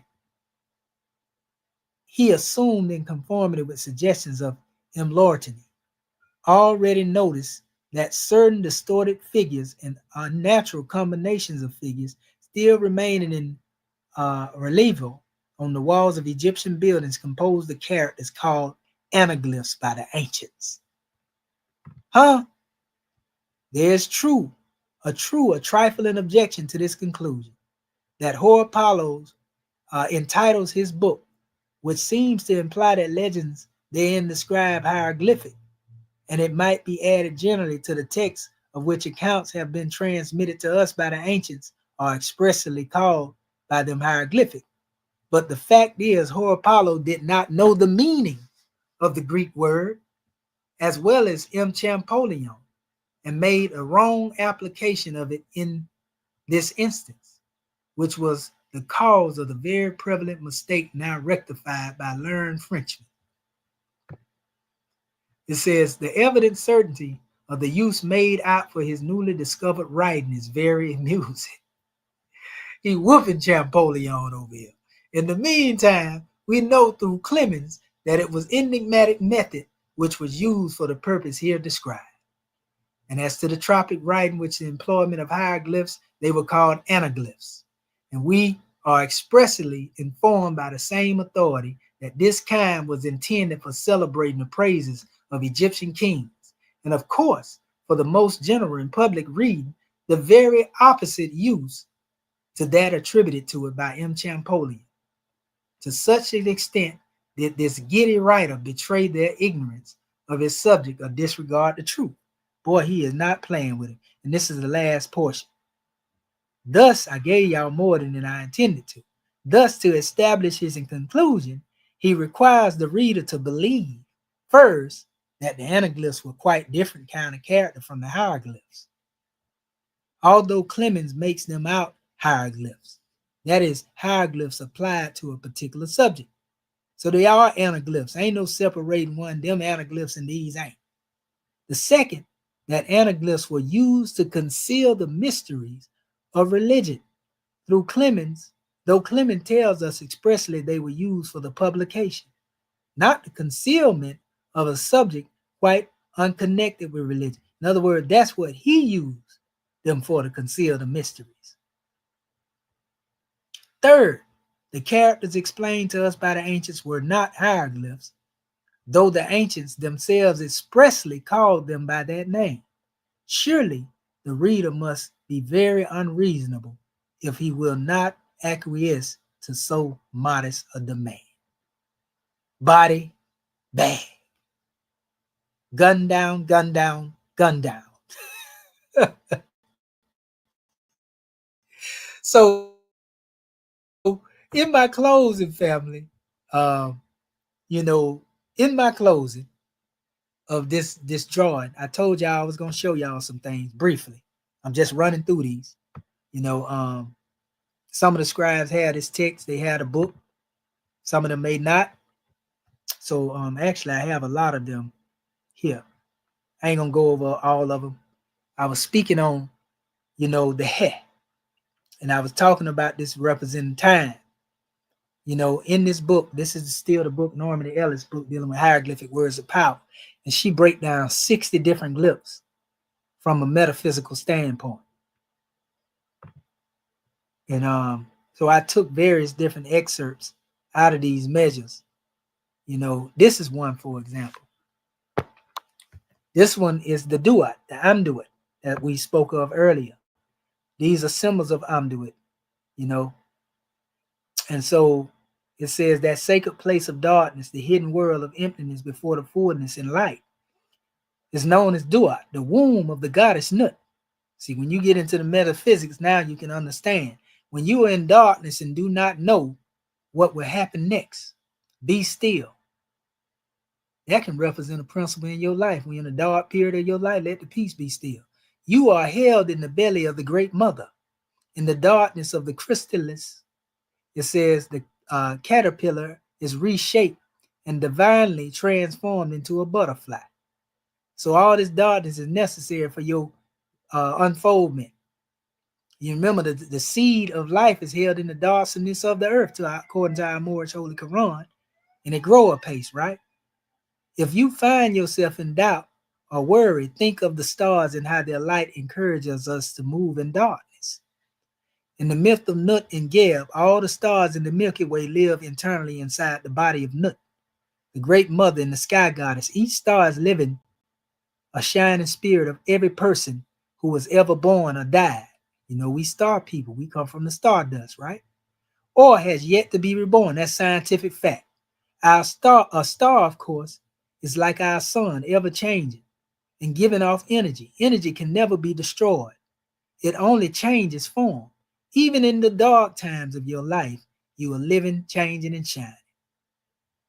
And we can go on about that there, but I want to go to the next one because, like I said, I'm finna open up the floor to our scribe. We done stayed longer than our welcome. But I'm just showing you some of the metaphysics that she demonstrated. I got more of this, had more than this, but I don't have the time to do it. So this is who. I often talk about the who principles when you add it in between, the concept of understanding Elohim. And I often talk about who being holy breath, Holy Spirit. Look at what she say here. We enter and we exit life on a breath. Breath is a powerful spiral tool. God's breath inspired us into being as Autum Atah exhale. See this spiraling measure? If you were looking at the twisted flax as a DNA helix, it will be rotating in a particular motion. So let me see if this was the one. Yeah, this is the portion of that. We'll give this to y'all. It goes on, it says, inspiration means breath of God. In the beginning, Hu, the authoritative utterance of God, accompanied Sia, the wisdom of God, and Heka, God's magical expression in his book, The Spiritual Laws of Life. And that's Sooty Harold Klemp of Eckankar stated that he believed chanting the name of God, Hu, reenacted the sound and the light of creation, connecting us with the heart of God. Remember I told y'all Yahweh, Yahweh, and all that right there actually corresponds to the Kemetic word Hu-Hi. Yeah, because we too possess that divine creative spark. Our breath is powerful as well. Our breathy vocalization, we craft, weave, speak our understandings of our reality. We create reality itself through our thoughts and speech. To speak with immediacy and conviction offers strength and weight to our daily life. With power, clarity, and authority, we got to use that. Hu, Heka, Sia, operate in heaven and on earth to provide us wisdom and authority. The Pharaoh and the Magi understood the phrase, my word is my bond, my power and my command. We ain't going to read all of that there, but I'm showing you this stuff in reference to what it is we laid down. And last but not least, I'm going to show you this one. They actually this one didn't turn in its right way. This is actually Ta, and it's actually the symbol that we use in our chart of Islamism. It was brought back in the quadratic circle, and there's a breakdown on this. This is often seen as the Coptic cross, as they like to call it as well, but it represented the symbol that represented the earth. That's what this means. So when you see that symbol in our Moorish teaching, and we see the center of the circle 7 is going in direction, this is symbolic to the Kemetic symbol that angels move and take these teachings throughout the 4 corners of the earth. You see what I'm saying? And that's right there in the Kemetic teaching. She got that in the book, the breakdown. And like I say, I have a lot of this stuff in here, but I don't want to waste too much more time, because I went over a whole lot in this particular drawing to give our family some insight. But we have pictures of the Ib. I'll show you that. I will show you that, just to, the different expressions. That's the heart. Let me see. And it was the other one here that we had down here, this last one. I intended to read a lot of this, but like I say, we don't have the time. It ain't allotted to us now. This is dealing with the Zep Tepi. This is actually the symbol for Zep Tepi, and it goes to breaking down the meaning behind the Zep Tepi, but dealing with time and so forth and so on. But those who already have the book, I think Brother Marvin Edwards Bay got it. Our Grand Secretary of the State may have it, and our Sister Dendra may have it. I know a couple of the scribes got it, but if you don't, you know what book it is. So at this time, what I'm going to do, I'm going to open up the floor, for my Moorish kin. And I'm going to also throw this link in here. You know what? We got to close out. It's too late. We'll do that on the other time. So what I'm going to do, I'm going to stop sharing, and I'm going to open up the floor for the scribes so that they can come forth and demonstrate their message. Islam, scribe, you there? Islam on? Oh, Go ahead, Yes, guys. sir. Islam. Oh, I thought Dr. Daniel can't get. Okay, anyway, gratitude for calling on me. Rising, giving all praise to the great God Allah, giving highest honors to his prophet, our prophet, Prophet Noble Drew Ali. Give high honors to our theocratic government, our Morris American government. Give high honors to our Act 1. I give high honors to all of our officials. I give high honors to this class, ears class, Egyptian Adaptive Research Sultanate class. Give honors to you, God, man, our host and instructor of this most powerful class. Give honors to everything that is Moorish, our flag, our seal, our emblem, our divine constitution, the Holy Quran, Book of Ali, our 101, 102, like zooming over nation. All of our divine revelations I give honor. Give honor to the forerunner of our prophet, Dr. Marcus Musa Gabriel, as well as I give honor to the ancestors whose shoulders we stand upon. We are the return of the ancient ones. And God, man, this is the most powerful class, and it's a reiteration of what you've been teaching all along. Just how they went in and and created a whole nother language, so to speak, but a language that is used to confound the rest of the world, to confound our people. You know what I mean? Especially when it comes to our product, so to speak, our source, our language, our ancestors. This is what they did. And it was all because, like you said, that cryptography. It was to conceal, something. And we know that they always trying to conceal something. Conceal the fact that they didn't create nothing. They only can use what we created to make something, to enslave people. Anyway, I know we don't have that much time, but gratitude, God, man. We appreciate you. And we definitely have to look at this some more. Islam and peace. Long. Brother Marvin Applebay, what you think about, that contemporary, so to speak, that came around during the time of Champollion beating them up with the same thing we've been beating these people up now with? Well, they said, the prophet said that he's going to make the European tell the truth. So that bears witness to that. You know what I mean? And good thing that you was able to do the research and bring that out. Gratitude. Yes, sir. They can't lie no more. That's right.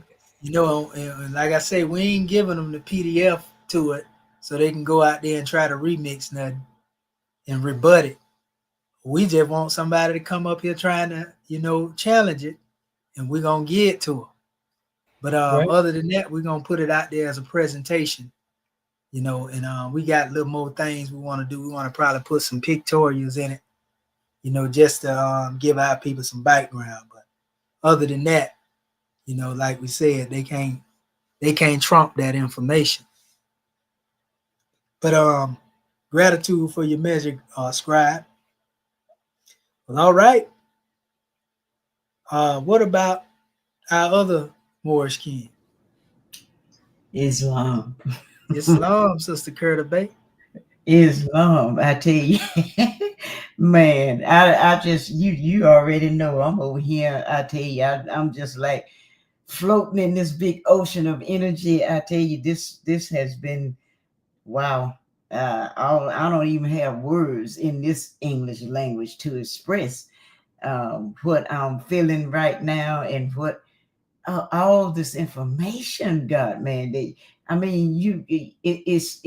so much, and I hear you, but I definitely got to go back and listen to the playback and just be quiet because you say so much in dealing with the thoughts. Our subject.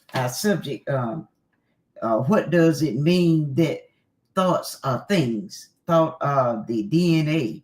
Thoughts are the DNA of the universe, containing the code that gives form to our physical life experience. And I tell you, when you I like I say, I'm almost speechless because it was so much, and I'm just so anxious to get into the studying and going deeper and deeper into this teaching. What you talked about. You talked about the heckers, and oh man, and dealing with the heckers, speaking the words.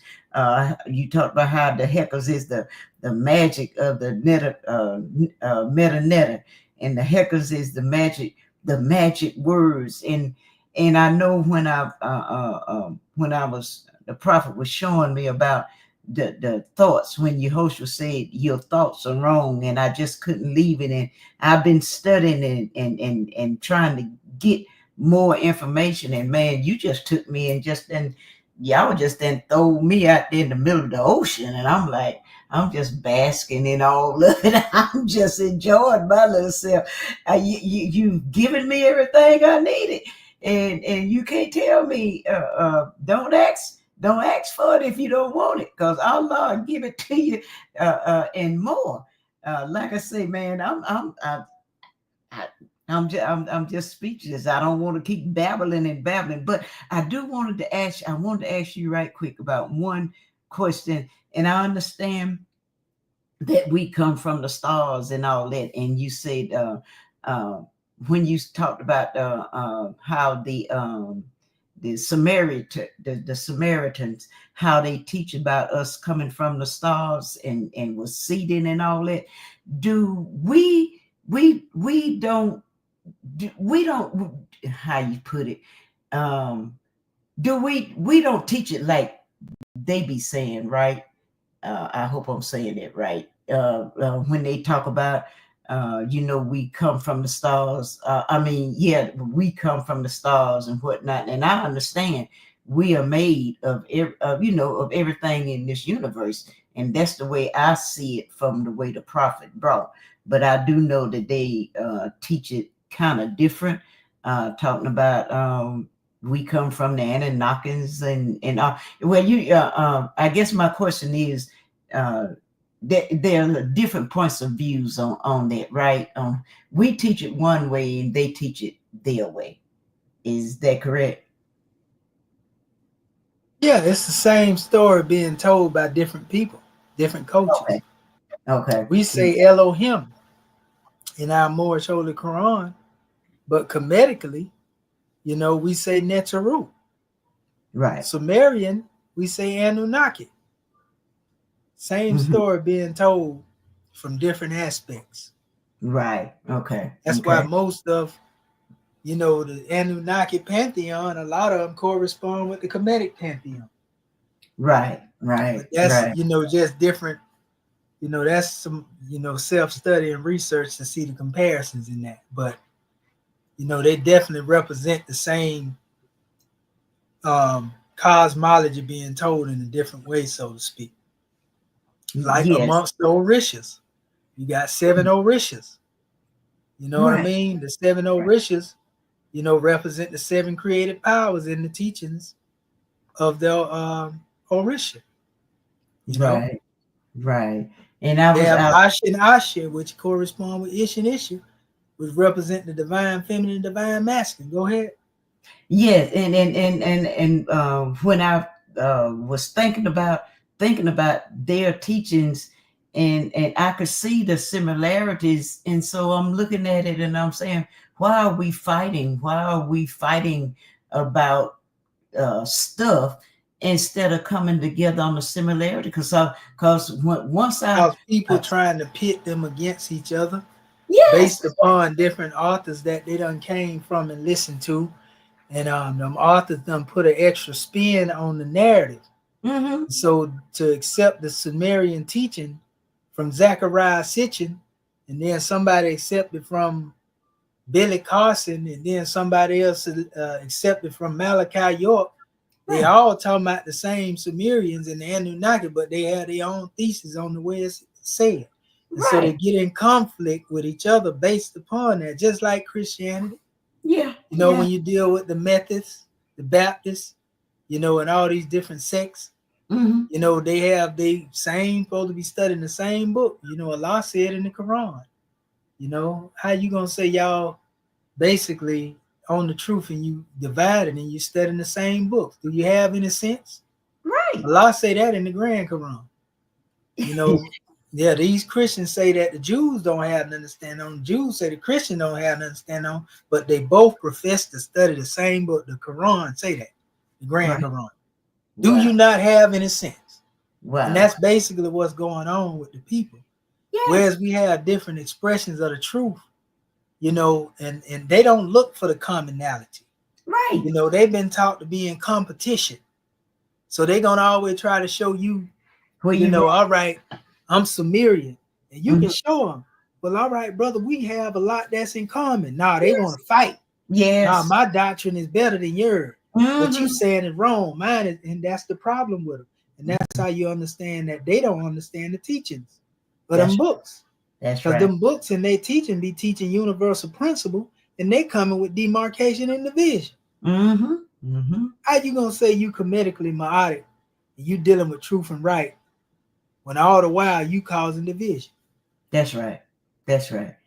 And we trying to come together. You ain't Ma'atic. You know, how you gonna do that? Right. Right. You know, and the same thing go for going through different aspects. You know, like I say, even within the Moorish paradigm, you got people talking about, I'm MSG of A. You know what I mean? Then you got the people talking about, well, I'm this, I'm that. You know, people in constant opposition to each other. You know, so it's the same. That's what's going on. That's why everything seems so, you know, difficult, sis. Yes, yes. And it's the same story being told. Go ahead. Islam and gratitude for taking us back through memory lane, and I thoroughly enjoyed you know, going back over, because like you said, some of it was familiar, and it was just good to go back over some of the teachings and to see and you all the man that was beaten up on Champollion. You had already told us about some of the things that his peers were saying, but it was just good to go back over that. And like I said, this whole class has got me vibrating on so high. I tell you, I'm just speechless. In gratitude, God, man, for letting me share peace and love. Oh yeah, they can't run now. You know, it don't get no worse, and we don't even need to find nothing else. You know, but gratitude with a divine attitude. We're gonna get into the metaphysics of this language. You see how everybody talking about the metaphysics too. That's another thing. You know, all them source and information, everybody talking about enigmatic writings, metaphysics. Right. So everybody can't be lying. I gave it to them from the scholar's standpoint, and I gave it to them from, you know, general authorship. You know, dealing with these words of power. Right. You know, you see what happens when you make one word of power an alphabet. Right. I mean, you see how you diminish that. Oh, you diminished it so far. I mean, you can't even get nothing out of that. I mean, why would you go there? Oh man, you can't do that. You see how much you missing? Wow. Islam. We done draw the proper demarcation line between what's Ptolemaic and Champollion, as opposed to what the ancient Egyptian taught. And as long as they have that mindset right there and understand the proper background behind that, ones that have a grand insight, you know what I mean? Yeah. They can get where we're coming from, and we can go into the deeper meaning. But when I tell you everybody need to get their hands on this hieroglyphic words of power, oh yeah, this thing way deeper than what I was able to show. Oh man, yeah. She break down 60 signs and symbols metaphysically. Wow. You know, and she go into showing you how to do the dream work. Oh you man. know, the meditation work, like I showed you with that stuff last night. Yes, well, yes. She showed you, you know, you can find anything in nature to meditate on. Right. It ain't got to be a certain thing. It's something that you deal with. You can do it with our flag. You can do it with our Grand National Seal, Grand National Emblem. But she used the hieroglyphics as meditation focused symbols. And I had that same thing when I went through my initiation with Kunna.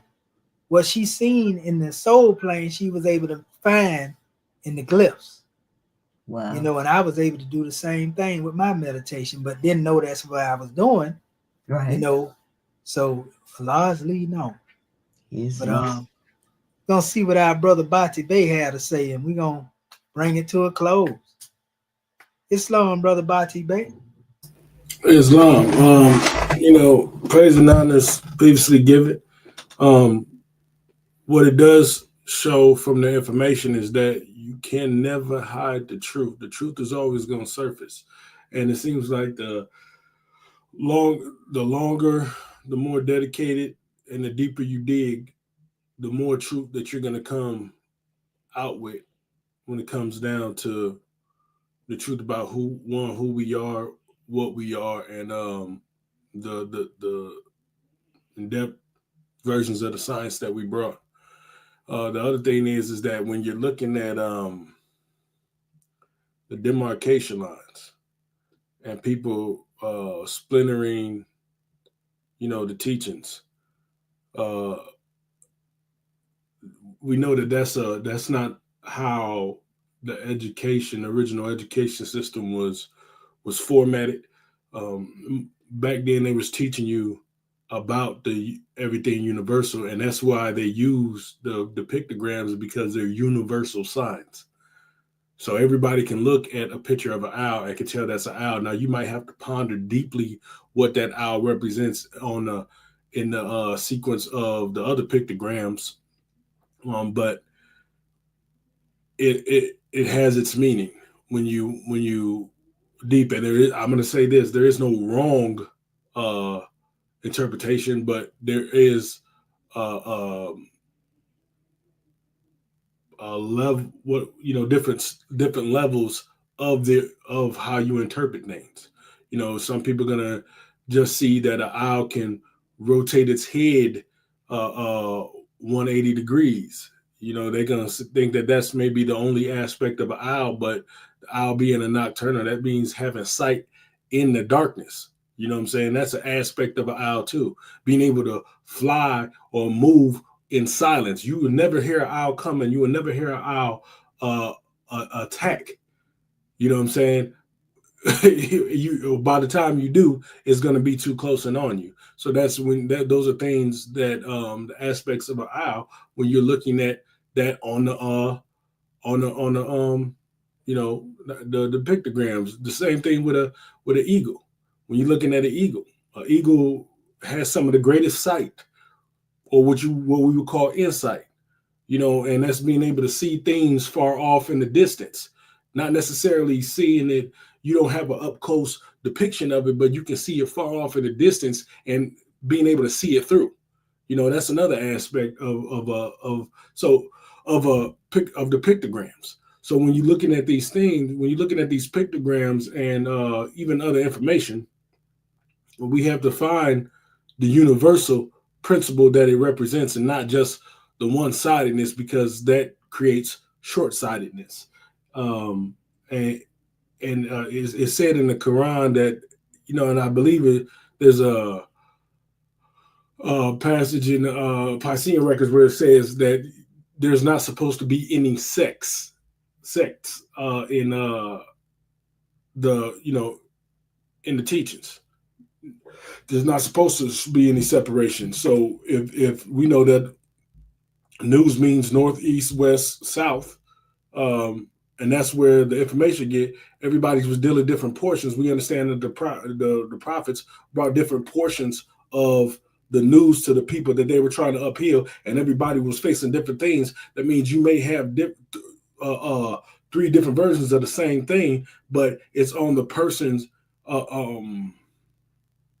individual. It's on the person's individual perception to be able to see that there is only one teaching. Everybody just want to be demarcated, or those that do want to be demarcated just want to feel like they got a shiny new toy that they can say, "Ooh, I got this and you don't got that." But yet talking about the same thing. That's why I never understood the concept of saying when I say Allah, or you say the Christian might say Jesus. Well, my next following question is to you, is Jesus the person that created all things in the universe?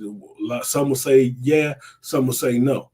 And if they do say yeah, I'll be like, well, my God, Allah is the one that created everything in the universe. So you're naming the part of Allah that you see, and I'm just naming the part of Allah that I see, and there should be no discrimination in our understanding. But it's our own ignorance and our own egos, and the lack of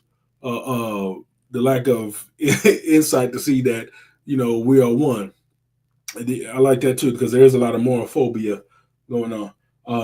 Also, I want to end it with, when you're talking about the cymatic frequencies, the user frequencies to create, there's a reason why you're supposed to, they say 3 stages: think it, feel it, and then or write it, think it, feel it.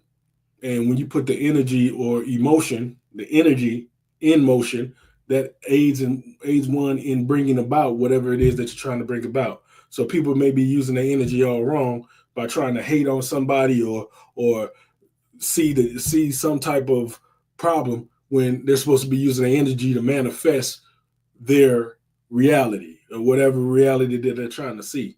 That's the only time you're really supposed to ever use your emotions, and not in a sense to where it's going to be consequential to others. You know what I'm saying? So that's just my measure. With that, leaves a common pieces now. And Islam and peace, brother.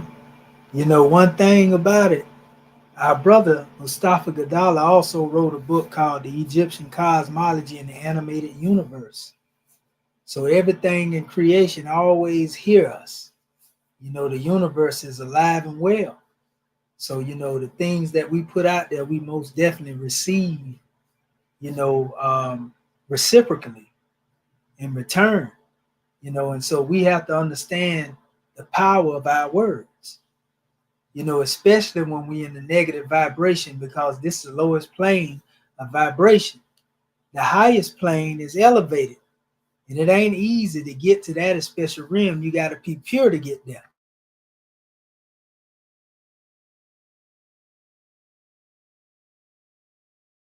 But when it comes to, dealing with the negative, like I said, it's easy to vibrate, from that particular field. And that's why we see a lot of things that come to pass. We can imagine the vibration that our holy prophet demonstrated, and he knew of the science, because he said, more is the words that I speak of spirit, and you better take heed.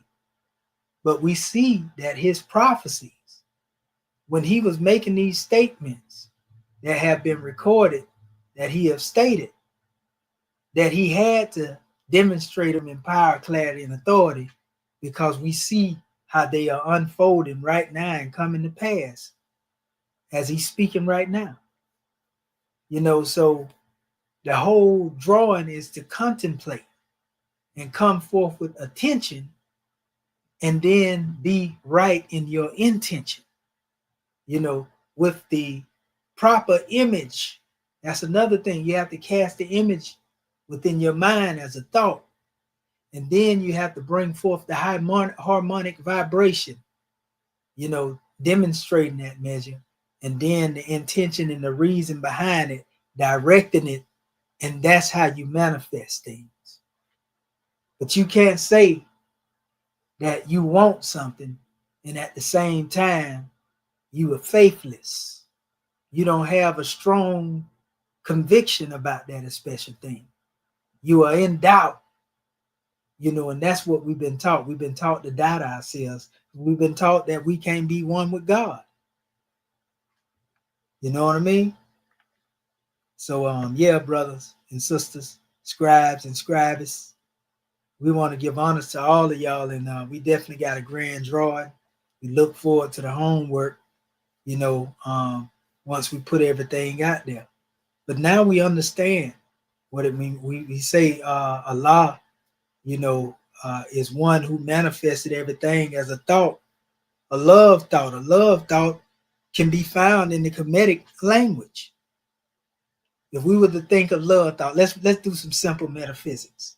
If I say love thought, what symbols would you see that would express that if you were to say metaphysically, choosing images that you have that you know of from the metaphysical standpoint, scribes, before we go out of here?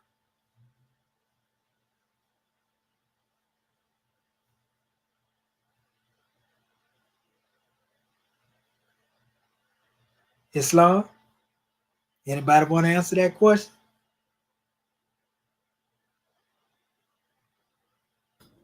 Islam. Can you repeat it again, God man? I had to step away a little bit. We make the statement, we say that everything in creation is a thought of Allah made manifest, or let's just say a love thought. How would you express that with a pictorial image with Medu? What symbols would you use to choose that? Islam. A love thought. Islam? Islam. Was there somebody already speaking? I had to use the bathroom real quick. Yes, Sister Curta Bay. She was finna answer. Oh, no, he can go ahead. I was just trying to get the question together. Islam. Islam. Go ahead, Brother Bati Bay. A love thought of Allah made manifest. If you were to choose pictorials or glyphs, what would you choose? You know, there's actually a few showing.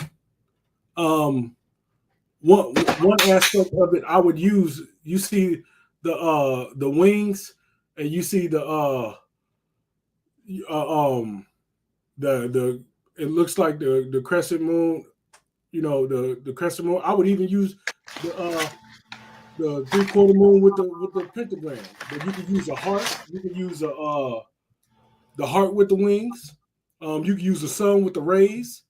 Now that I have a understanding of that, but those are some aspects that I would use to illustrate, you know, to illustrate that. Even to say what the fez, you know, different the colors in the fez. The colors can play a role too, as you were saying that earlier. You know what I'm saying? So there's a lot that you could use in it. You could use the heart or the ab that you just showed on in the, you know, in the pictures, in the pictograms. So there's a few of the ones I would use. So now we can see how thoughts become things. Islam. You know, so what we gonna do gonna be demonstrated along something like that line. You know, we'll probably put some ayats out there and let y'all bring them forth. You know, the ayat being the metaphysical expression, but you're gonna manifest the symbol that come up out of it. You know, mashallah. You know, then we'll probably in the next phase get into the Kemetic, which we done did that before. But Islam.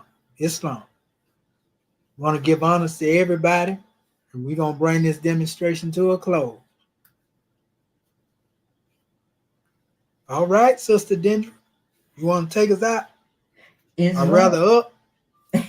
Yeah, let's go on up. Right now. Islam. And so I can get a little bit of clarity. You say the homework would consist of you probably send us an ayah, and then we will have to give a glyph, whatever that would go with that ayah. Well, it's gonna be more than one ayah. Oh, okay. But yeah, we'll cross that bridge. I'm gonna send it to him in the email. Yes, send it early, because I tell you, I got a lot of information I want to listen to in this class. So I tell you, this has just been wonderful. Good gracious, I just enjoyed everything. This has been a powerful class for me. Islam. All right then, family. January 15, 1929. A warning from the prophet to be read at every meeting. I hereby inform all citizens that they must end all radical agitating speeches while at work in their homes on the streets. We are for peace and not destruction. Stop flashing your cards at Europeans. It causes confusion. Remember, your card is for your salvation. Failure to obey these orders will be a severe consequence. We are for love, truth, peace, freedom, and justice. And when these principles are violated, justice must then take its course. Any citizen or group of citizens who hold malicious feelings toward the government or the prophet or violates the divine covenant of the Moorish movement will receive their reward from Allah for their unjust deeds. All true Moors will and must obey the law as laid down to them by their prophet. If they lose confidence in their prophet, they should turn in their card and button, cease wearing their turban and fez, and return to the state where I, the prophet, found you. This is a holy and divine movement founded by the prophet Noble Drew Ali. And if the prophet is not right, the government is not right. The prophet, therefore, is sending out the divine plea to all Moorish Americans that they do their part in protecting their prophet and the government. This is an everlasting movement founded by the prophet through the will of Allah to redeem his people from their sinful ways by the order of Prophet Noble Drew Ali. A holy covenant of the Asiatic nations. Ye are the children of one father, provided for by his care, and the breast of one mother has given you suck. Let the bonds of affection therefore unite thee with thy brothers, that peace and happiness may dwell in thy father's house. And when ye separate in the world, remember the relation that bindeth you to love and unity, and prefer not a stranger before thy own blood. If thy brother is in adversity, assist him. If thy sister is in trouble, forsake her not. So shall the fortunes of thy father contribute to the support of his whole race, and his care be continued to you all, and your love to each other. Islam, Islam, Islam. This meeting has been officially adjourned according to Act 2. Love, truth, peace, freedom, and justice. Go in peace, Moors. Islam. Great class, National Assistant Grand Chief. Grand measure from the scribe. Islam. Powerful. Islam. Like I said, you know the difference between the methodologies now. Anybody else that's caught up in that other demonstration, that's all good and well. We ain't beefing with you. We just ain't going. That's right. We ain't going that route. Too much infinite wisdom to be studied from this particular standpoint that we have. The universe is too animated for us to overlook it. That's right. You know, it's endless possibilities and we can constantly grow. That's right. And no more. Islam. Islam. All right, now we'll see y'all on the Sunday school class. We want to give honors to our family too, all the brothers and sisters. If there is that was looking that checked in, you know, we're gonna keep it coming. You know, our families, you know, I see they've been asking us about the late night library. You know, we reset our circadian clock, family. So we doing everything pretty much on this time frame. We may here and there do a few little things in the future, but it won't be too late like we used to be. We gotta let the body get some righteous rest. Yes. Islam. But yeah, we give honors to Noble Brian, Cena Renee, Tyree Bay, Petro, honors to you family, Dejon Williams, you know, Athen, Born Dog, Sean Woodford Bay, you know, Noble Brian, all of y'all, man, it's all love. And like the brother said, thought is vibration. That's right. So peace and love, Shimo Tepu, Uncle Jet Saneb, and we're going to keep teaching our people properly. You know, we're going to get into the hieratic. We're going to get into the Kemetic language. You know, but right now we're dealing with the glyphs. Islam. We're dealing with the words of God. Islam. And you can't limit them to no man language. Yes. Islam. Islam. Peace and love. Don't get no plainer than the truth. That's right. Islam. Peace Yeah, and we love. love you, family. Peace and love. Peace and love.